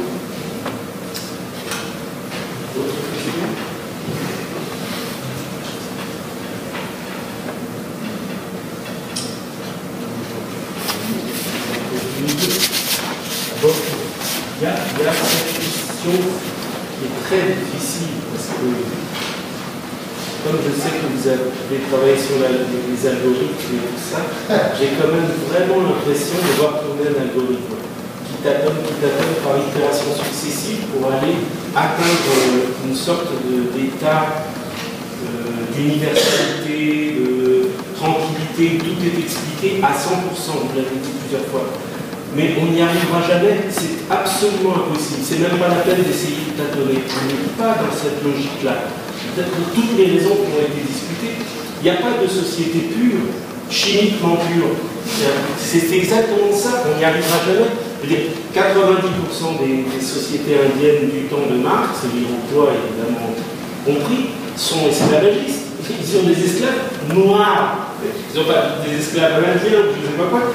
Ils sont plongés dans la société capitaliste esclavagiste des États-Unis. Et c'est ça qu'on étudie quand on est l'anthropologie. C'est très clairement, aux États-Unis, c'est ces sociétés-là qu'on étudie. Donc, dire qu'elles sont perturbées, c'est le moins qu'on puisse dire. Pas par l'œil de l'anthropologue, elles sont perturbées par leur insertion de près ou de loin, sur le court ou le long terme, par des siècles de capitalisme qui sont déjà là, qui sont passés par toutes les fenêtres. Jusqu'en Papouasie, jusqu'au fond de la Papouasie. À quelques rarissimes exceptions près, mais j'arrive pas à y voir. Donc il y a ça, c'est cette recherche de pureté et en même temps d'universalité qui me paraît être en fait très éloignée de la démarche qu'a fini par adopter Marx, qui est celle d'un rejet d'une ligne de progression de l'histoire très hegélienne. Il s'est vraiment extirpé de la raison dans l'histoire très tard, quelques années, quelques mois peut-être même, avant de mourir, pour ne voir que de la plurilinéarité, que de la complexité. Dans tout ce qu'il étudiait, tous ces textes-là, je ne sais pas moi, le système foncier, la structure de la famille en Kabylie, les sociétés indiennes, bon, enfin. Alors j'ai l'impression ça fait respirer de tolérer, enfin parce que moi je m'intéresse beaucoup au passage au socialisme. Moi aussi. Ah voilà, justement, j'y crois encore. Et alors si on essaye de chercher un socialisme pur, avec une fois on est foutu. Il faut absolument tolérer toutes les possibilités, toutes les combinaisons, les métissages, les hérésies. Bon, c'est ça, c'est le premier coup. C'est vraiment pour vous faire réagir, parce que je suis sûr qu'au fond, c'est un peu provocateur quand j'ai parlé d'algorithme. J'imagine que sur le fond, vous êtes d'accord. C'était pour la simplicité de l'exposé. Deuxièmement, et la propriété, alors elle est où là-dedans? Parce qu'on a l'impression que vous êtes juste avant la monnaie, quoi. C'est pas la monnaie qui naît, c'est quelque chose qui est une pré-monnaie, c'est-à-dire une monnaie qui est encore visiblement compatible avec, c'est-à-dire l'équivalent général, il est encore visiblement en lien avec du travail, voire même du travail qui est individuel, comme vous avez dit. Donc on est vraiment à la recherche de qu'est-ce qu'était une pré-monnaie. Bon. Mais, et la propriété, on la met où là-dedans? Est-ce qu'elle peut remplacer le terme de monnaie que vous n'avez pas employé? Donc, c'est cette absence du mot monnaie qui me fait dire, est-ce que vous aussi, comme beaucoup d'autres, vous pensez qu'on peut substituer le terme propriété par le terme monnaie? Bon. Et troisièmement, qu'est-ce qu'il dit Marx de tout ça? Enfin, c'est sûr que vous avez beaucoup. Il n'était pas là aujourd'hui. Comment? Non. Bien sûr, mais je lui ai parlé hier soir, il m'a dit que c'était très bien ce que j'avais fait. C'est ce qu'il m'a dit aussi l'avant-veille. En En fait, il n'y avait pas Marx non plus. Il n'y a pas du tout de référence à Marx. Mais bon, c'est pas exigé dans le séminaire. Mais je sais pas, je vous trouve un peu raide. Non, pas du tout. Au contraire, c'est justement le Marx le plus atypique, le moins connu, le plus échevelé, celui qu'on veut faire oublier, qu'on veut faire taire, qui m'intéresse. C'est pour ça le Marx des dernières années de sa vie, celui qui nous dit on peut passer au socialisme, même sans passage par le capitalisme. C'est celui-là qui m'intéresse. Du coup, on en plein dans le sujet. Alors, il y a plein de choses dans ce que vous dites. Je vais essayer de répondre à tout. J'ai peut-être pas le droit, je ne sais pas, mais enfin, je me pense marxiste. Je pense que je vous ai fait un exposé marxiste, et voilà, et je pense que j'ai essayé de défendre le matérialisme historique et de défendre la méthode de Marx et de montrer qu'elle marchait, pas en se contentant de répéter ce que pouvait dire Marx sur la base de ce qu'on savait à son époque, mais en essayant de prendre sa démarche, sa manière de poser les problèmes. Je faisais le parallèle avec la physique. Je pense que la démarche de la physique, c'est la même depuis Galilée. Et voilà. Par contre, les théories physiques, elles ont changé, et fort heureusement, et elles se sont améliorées. Voilà. Je pense qu'il faut que le matérialisme historique fasse pareil. La démarche peut rester la même, et voilà, il faut qu'il traite de la matière. Alors, justement, moi, je persiste à ne pas être d'accord, c'est pas grave, on va rester bons amis, mais je persiste à penser qu'en termes de sciences sociales, comme dans n'importe quelle autre science, si on veut que ce soit une science, entre une théorie qui explique beaucoup de faits et une théorie qui en explique moins, a priori, la théorie qui explique beaucoup de faits est quand même la meilleure. Et que si on se met à dire les faits, on s'en fout, c'est pas bien grave si on n'en explique pas, je pense que c'est plus de la théorie qu'on fait, en tous les cas c'est plus de la science, c'est du discours. Et moi non, je ne suis pas d'accord avec ça. Alors, après on peut dire qu'une théorie prétend expliquer des faits, mais qu'en fait elle ne les explique pas, ça on est d'accord, je ne suis pas en train de vous demander un chèque en blanc, mais dire que le critère de l'explication des faits ne doit pas compter ou ne compte pas ou est de toute façon fallacieux, alors si on enlève ça, je ne sais plus ce qu'il nous reste. Voilà. Si on dit que la théorie économique marxiste, puisque je sais que ça vous tient à cœur, elle est très bien et que de toute façon elle n'explique pas les faits, mais on s'en fout, c'est pas grave parce qu'elle est très bien. Non, désolé, elle est très bien parce qu'elle explique les faits, sinon c'est pas une bonne théorie. Alors, sur les sociétés perturbées, je pense que vous avez en partie raison, mais je crois qu'il y a vraiment un problème de curseur, comme on dit. C'est-à-dire que quand vous dites 99% des sociétés étudiées par l'ethnologie, c'était des sociétés influencées par le capitalisme, non. En tous les cas, une bonne partie des sociétés, une bonne partie, 99% des sociétés étudiées par l'ethnologie étaient influencées par le capitalisme, mais justement, en plus, les ethnologues se posent systématiquement la question, ils n'arrivent pas à répondre, mais dans quelle mesure ce que je vois est une conséquence de l'interaction, et voilà, et c'est pas pour rien qu'assez souvent ils allaient voir les vieux en disant racontez-moi comment c'était avant. Voilà. Et puis dans un certain nombre de cas, oui, on a vu des sociétés avant qu'elles soient perturbées par les capitalistes. Le premier livre d'ethnologie moderne, je crois que c'est 1525, c'est un marin allemand qui s'appelle Randstaden, qui se fait gauler par les Tupinamba, près de l'actuel Rio de Janeiro, et les Tupinamba, alors je ne sais plus s'ils sont alliés des Portugais contre les Français ou alliés des Français contre les Portugais. Bref, Staden veut à tout prix arriver à leur faire croire qu'il est français ou qu'il n'est pas français, je ne sais plus, parce que dans un cas ils vont le relâcher, dans l'autre cas ils vont le bouffer.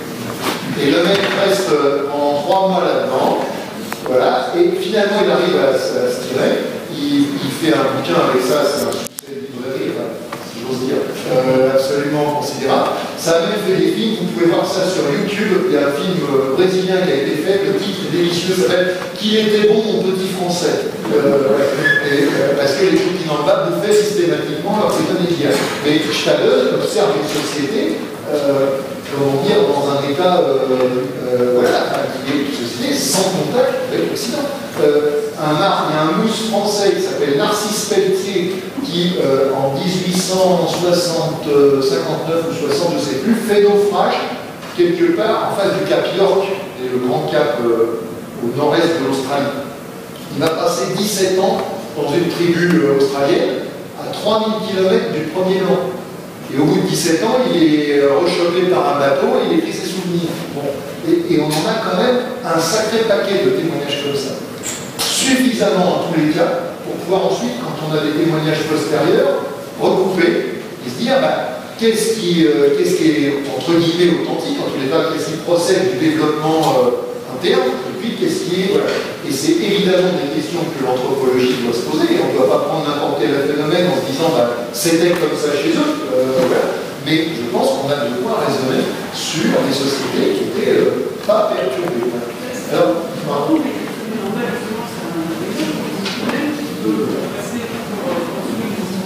parce qu'ils sont alliés avec eux. Justement, pas cette purge parce que c'est une société qui est en contact avec cette société. Enfin, il faut voir le contact. Hein. Les Occidentaux sont arrivés depuis 3 ans, quelque chose comme ça. Hein. Et donc, il y a un fort de Portugais contre un fort de Français, et c'est tout. Et lui, Stadon, il se retrouve à des dizaines de bornes de là, et les gens vivent comme ça. Il n'y a pas de marchandises, il n'y a pas d'État occidental, il n'y a rien de tout ça. Voilà, il y a une perturbation, mais qui est totalement, totalement mineure dans ses effets sur les structures de la société. Alors, surligner le linéarisme, c'est-à-dire, en gros, si je ne me gourre pas, est-ce que l'histoire avance d'une seule façon pour tout le monde, ou est-ce que l'histoire avance de 1000 façons différentes? C'est une très très vieille discussion, aussi vieille que le marxisme lui-même, aussi vieille que toutes les théories de l'évolution sociale. J'ai tendance à penser, alors ça a été beaucoup reproché à Marx ou à certains marxismes ou à l'évolutionnisme en général, c'est simplificateur, c'est schématique, etc. J'ai tendance à penser, là aussi c'est un sujet vraiment intéressant, qu'il y a une large question de niveau de détail dans la réponse. C'est-à-dire que l'évolution, à mon avis, elle est à la fois unilinéaire et plurilinéaire. Elle est unilinéaire dans ses très grandes lignes, c'est-à-dire à un certain niveau de généralité. Je vais dire un truc tout bête, mais il y a eu les sociétés sans classe, et ensuite il y a eu les sociétés de classe. Et désolé, il n'y a pas d'endroit où les sociétés de classe ont précédé les sociétés sans classe. Et il y a un ordre que personne n'a jamais squeezé dans cette affaire-là. Et il y a une marge générale.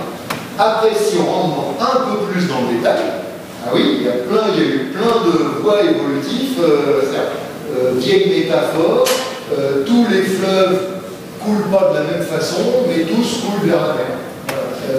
Et donc, l'évolution humaine, il y a un mélange de choses unilinéaires. Alors, effectivement, la séquence, il n'y avait pas de paiement et donc une quasi-égalité matérielle. Puis il y a eu des sociétés sans classe, mais avec paiement et donc des inégalités matérielles. Puis il y a eu des sociétés de classe. C'est une classification très générale qui ne rend pas compte de la diversité de plein de choses, etc.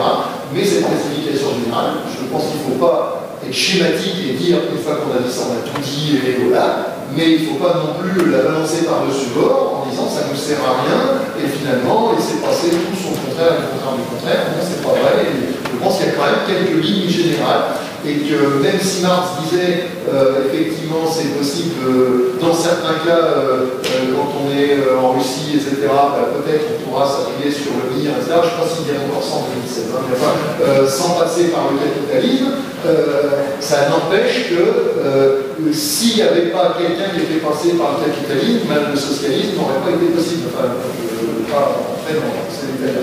Voilà. Alors sur la propriété et la monnaie, je pense que la propriété, c'est partie aussi des... Alors, c'est vraiment des trucs compliqués au possible. Je pense que Marx et Engels voyaient les choses en disant, en gros, il y a les sociétés qui sont en régime de propriété collective, et puis après, il y a eu les sociétés en régime de propriété individuelle, et ça marche bien, et vous pouvez, en gros, répartir les sociétés comme ça, et vous avez une bonne grille de lecture évolutionniste. Je suis convaincu qu'il y a un petit peu de vrai là-dedans, et beaucoup de problèmes. Un petit peu de vrai au sens, par exemple, de la propriété foncière privée, moderne, les derniers 5000 ans, c'est effectivement un produit tardif de l'histoire, aucune société primitive de là, etc. Maintenant, dire avant, c'était de la propriété collective, et ça y est, c'est réglé. On se fourre le doigt dans l'œil. On a de la propriété privée dès les aborigènes australiens. Les gens, ils ont leur propulseur, leur lance, et ils vous les donneront éventuellement assez facilement si vous les demandez, mais si vous les prenez sans demander, ça peut se passer très mal. Et dire, ces sociétés-là ignoraient toute forme de propriété privée, on est mal là. Et sur le droit foncier, là je ne l'ai pas ici, mais il y a une citation de Malinowski, justement, trop brillant, je ne l'ai pas tout, où il raconte, alors là c'est des sociétés intermédiaires, hein, c'est des sociétés à richesse, mais pas encore avec classe. Il raconte un passage que j'adore, il raconte comment il arrive au trop brillant, puis il dit, je vais vous faire le droit foncier. Alors il dit, je montre une parcelle, puis je demande à un gars à qui sert, il donne une réponse. Puis je demande à un deuxième mec à qui elle est, il me donne une autre réponse. Puis je demande à un troisième mec à qui elle est, troisième réponse. Et je me retrouve avec 6 réponses différentes pour la même partielle. Et je ne comprenais rien, jusqu'au moment où j'ai compris qu'en fait, sur la même parcelle, il y avait une intrication de droit, qu'il y avait une demi-douzaine de gens ou de groupes différents qui avaient différents droits. Et que si vous voulez faire rentrer ça dans la case propriété collective ou propriété privée, là vous avez tout faux, parce que ça ne marche pas. C'est pas de la propriété privée moderne, mais si vous dites juste c'est de la propriété collective, vous êtes mort. À ma connaissance, hélas, il n'y a aucun bouquin qui ait sérieusement traité cette question. Il n'y a aucun aval. Alors, si quelqu'un en connaît un qui me le dise tout de suite, ou même dans un livre, c'est pas grave, mais je suis à la recherche de ça depuis des années. Un bouquin qui ait sérieusement pris la question de la propriété, en particulier foncière, en essayant de faire un truc de droit comparé, en disant, bah voilà, chez les aborigènes australiens, chez les Inuits, chez les Inuits, chez les sociétés qui commencent à différencier, etc., c'est comme ça, et on peut du coup, voilà ce qu'on peut dire sur les formes de droit, les formes de propriété. À ma connaissance, personne n'a jamais rien fait là-dessus, et c'est bien dommage. C'est bien dommage parce que paradoxalement, ces sociétés, en fait, ce qu'il faut regarder où on trouve le plus de richesse dans ce sens-là, c'est quand même la Papouasie-Nouvelle-Guinée. Et en Papouasie-Nouvelle-Guinée, on a parmi les luttes les plus extraordinairement généralisées, puissantes et efficaces, beaucoup plus que les mouvements syndicaux en Afrique du Sud, au Chili, qui ont fait fermer parmi les plus grandes mines d'or de cuivre au monde, fait reculer les Tinto. Donc c'est sûr qu'il y a quelque chose d'absolument fondamental pour nous, pour même comprendre jusqu'à l'actualité, les formes que doivent prendre dans l'actualité de l'ONU, parce qu'ils ont été, tous archaïques, sociétés primitives comme on les appelle, ils ont été plus efficaces que nous. Ils ont été plus efficaces que les plus grands syndicats des pays les plus organisés du Sud, par exemple. Donc c'est sûr et certain que là, on est quand même en termes de droit comparé, plus proche de la propriété communautaire que de la propriété privée. C'est ni l'un ni l'autre, mais c'est certainement beaucoup plus proche pour lever une communauté tout entière. C'est quand même Bougainville, c'est ça, non? Ils ont quand même perdu pratiquement un tiers de la population dans la guerre civile. C'est pas une guerre civile, c'était vraiment une guerre contre tous les autres, c'est-à-dire la Papouasie-Nouvelle-Guinée, aidée par l'armée australienne, aidée par les États-Unis, aidée par des mercenaires blancs venus de partout, Israël, France et autres. C'est quand même ces sociétés primitives-là qui ont gagné.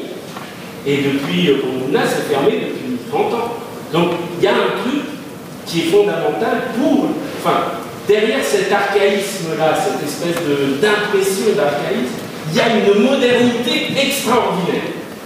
Extraordinaire. C'est ça qui m'intéresse. Et quand vous dites c'est ni l'un ni l'autre, moi je pense qu'on est quand même plus proche du communautaire. Après, c'est pas de la propriété collective au sens juridique du terme, mais ce droit, parce que c'est reconnu comme un droit, qui n'est pas imbriqué seulement, qui est quand même hiérarchisé, qui est soumis au droit capitaliste, au droit moderne, dit moderne. Romain. C'est du communautaire. Parce qu'une collectivité peut défendre face à quelqu'un d'extérieur des terres qu'en interne, les terres ne sont pas réparties avec des droits privés dessus. Des droits inégalitaires. Des droits communautaires qui, en tournant, peuvent passer par l'individu. Mais ce ne sont pas des droits individuels au sens strict. Ce sont des droits communautaires. C'est une répartition des droits individuels qui est gérée et qui est en dernier ressort et déterminée par le droit communautaire. Par le droit, disons, le droit ancestral. Je dirais bien, il faut voir, ça dépend. Oui, raison de plus pour ne pas chercher 100%. La question que vous avez, vous avez parlé de psychologie, mais ça c'est pas grave, moi je trouve comme travail anthropologique d'Engels sur les théories de la violence, du pouvoir, la violence.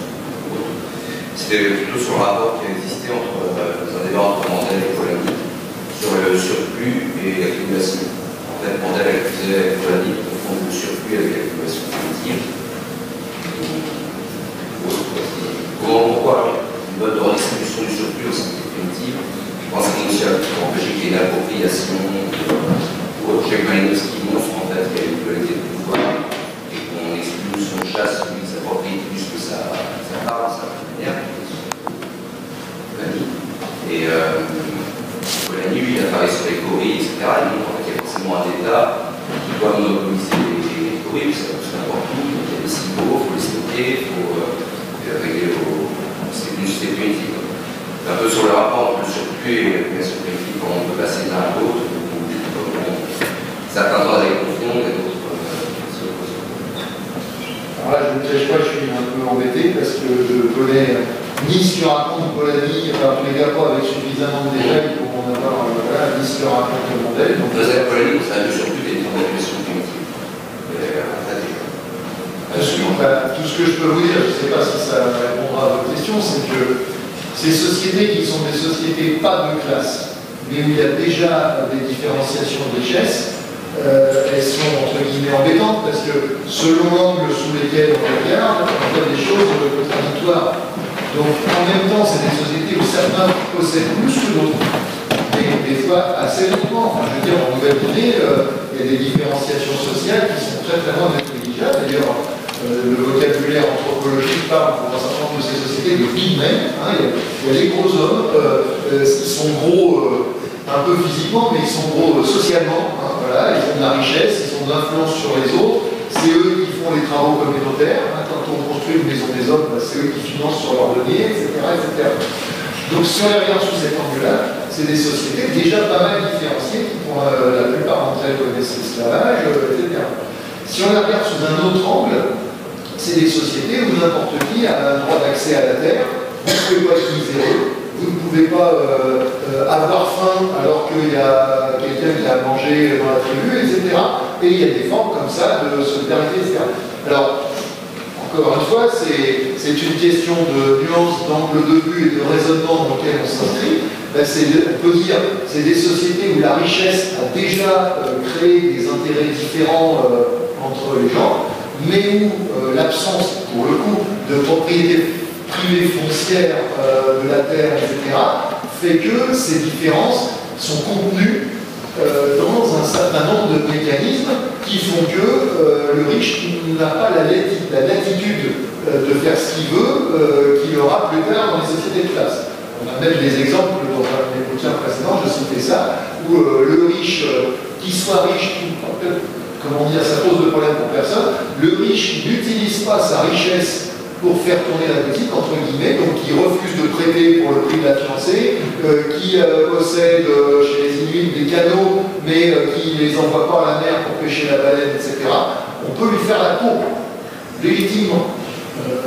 Je rapprochais ça de la loi Florange dans certains exposés en disant, vous voyez, c'est toute la différence avec une société comme la nôtre. Nous, quelqu'un qui possède une usine et qui dit je m'en fous de la ferme, il a le droit. Il y a des sociétés où quand vous avez un moyen de production, vous n'avez pas le droit. Il y a un anthropologue qui parlait justement d'un peuple mélanisien en disant plus les biens servent de biens de production dans cette société, plus ils ont tendance à être détenus de manière collective.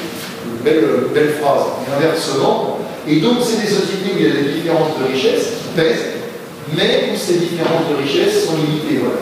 Alors après, encore une fois, le mot de surplus, moi, il m'embête un peu parce que je ne sais pas bien par quel bout le prendre. J'ai l'impression que tout le monde s'en sert parce que tout le monde met autre chose. C'est un mot, je veux dire, comme chaque personne ne dit jamais le surplus de quoi sur quoi, j'ai l'impression qu'il a plein de sens différents et que c'est le joker, vous voyez, on peut le mettre dans plein de phrases, ça marche à tous les coups, mais ça marche trop bien. Enfin, la parenthèse, encore une fois, on se reverra pour le surplus un jour peut-être, mais voilà, donc je ne peux pas répondre directement à votre question, mais j'espère avoir un peu de...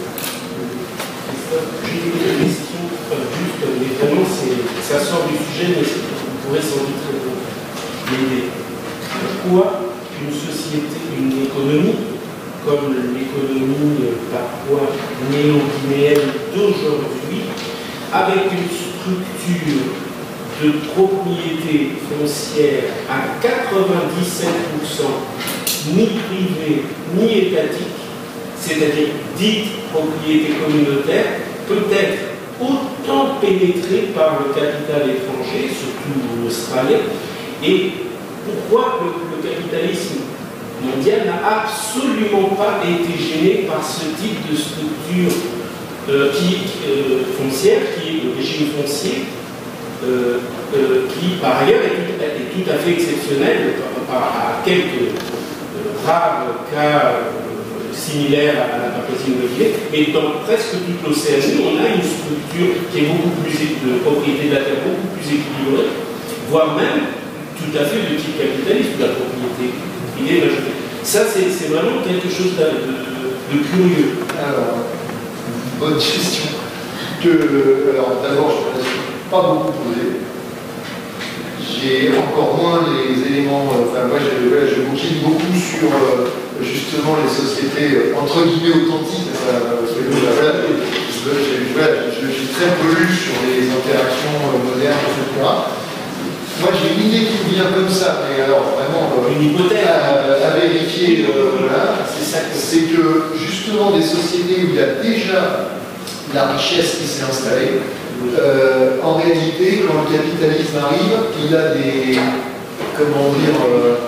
il a des prises toutes naturelles, c'est-à-dire, vous comprenez, à partir du moment où il y a ne serait-ce que du travail salarié, qui va faire que celui qui va aller bosser, il va revenir avec une grosse pièce de billets, qui va faire que lui va pouvoir se marier facilement, etc., etc., que les marchandises, malgré tout, ils sont entre un truc qu'ils fabriquent eux, mais qui est un peu merdique, machin, et puis le truc qui arrive industriel, pas trop cher, ne serait-ce que la bouilloire en métal qui ne pourrit pas au bout de 6 mois, etc., c'est ça qu'ils veulent. Et donc, je ne sais pas comment dire, mais je crois qu'à partir du moment où il y a déjà des sociétés justement un peu inégalitaires, en réalité, la brèche s'ouvre assez facilement. Et que par contre, il y a peut-être justement un hiatus beaucoup plus fort avec les sociétés sans richesse, par exemple les aborigènes australiens, où là, j'ai l'impression qu'il faut beaucoup plus faire place nette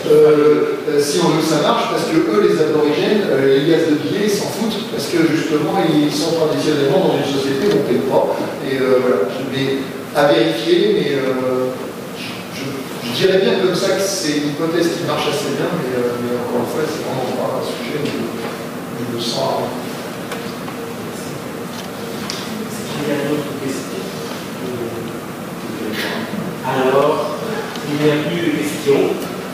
On va remercier Christophe. C'était absolument passionnant. Absolument passionnant.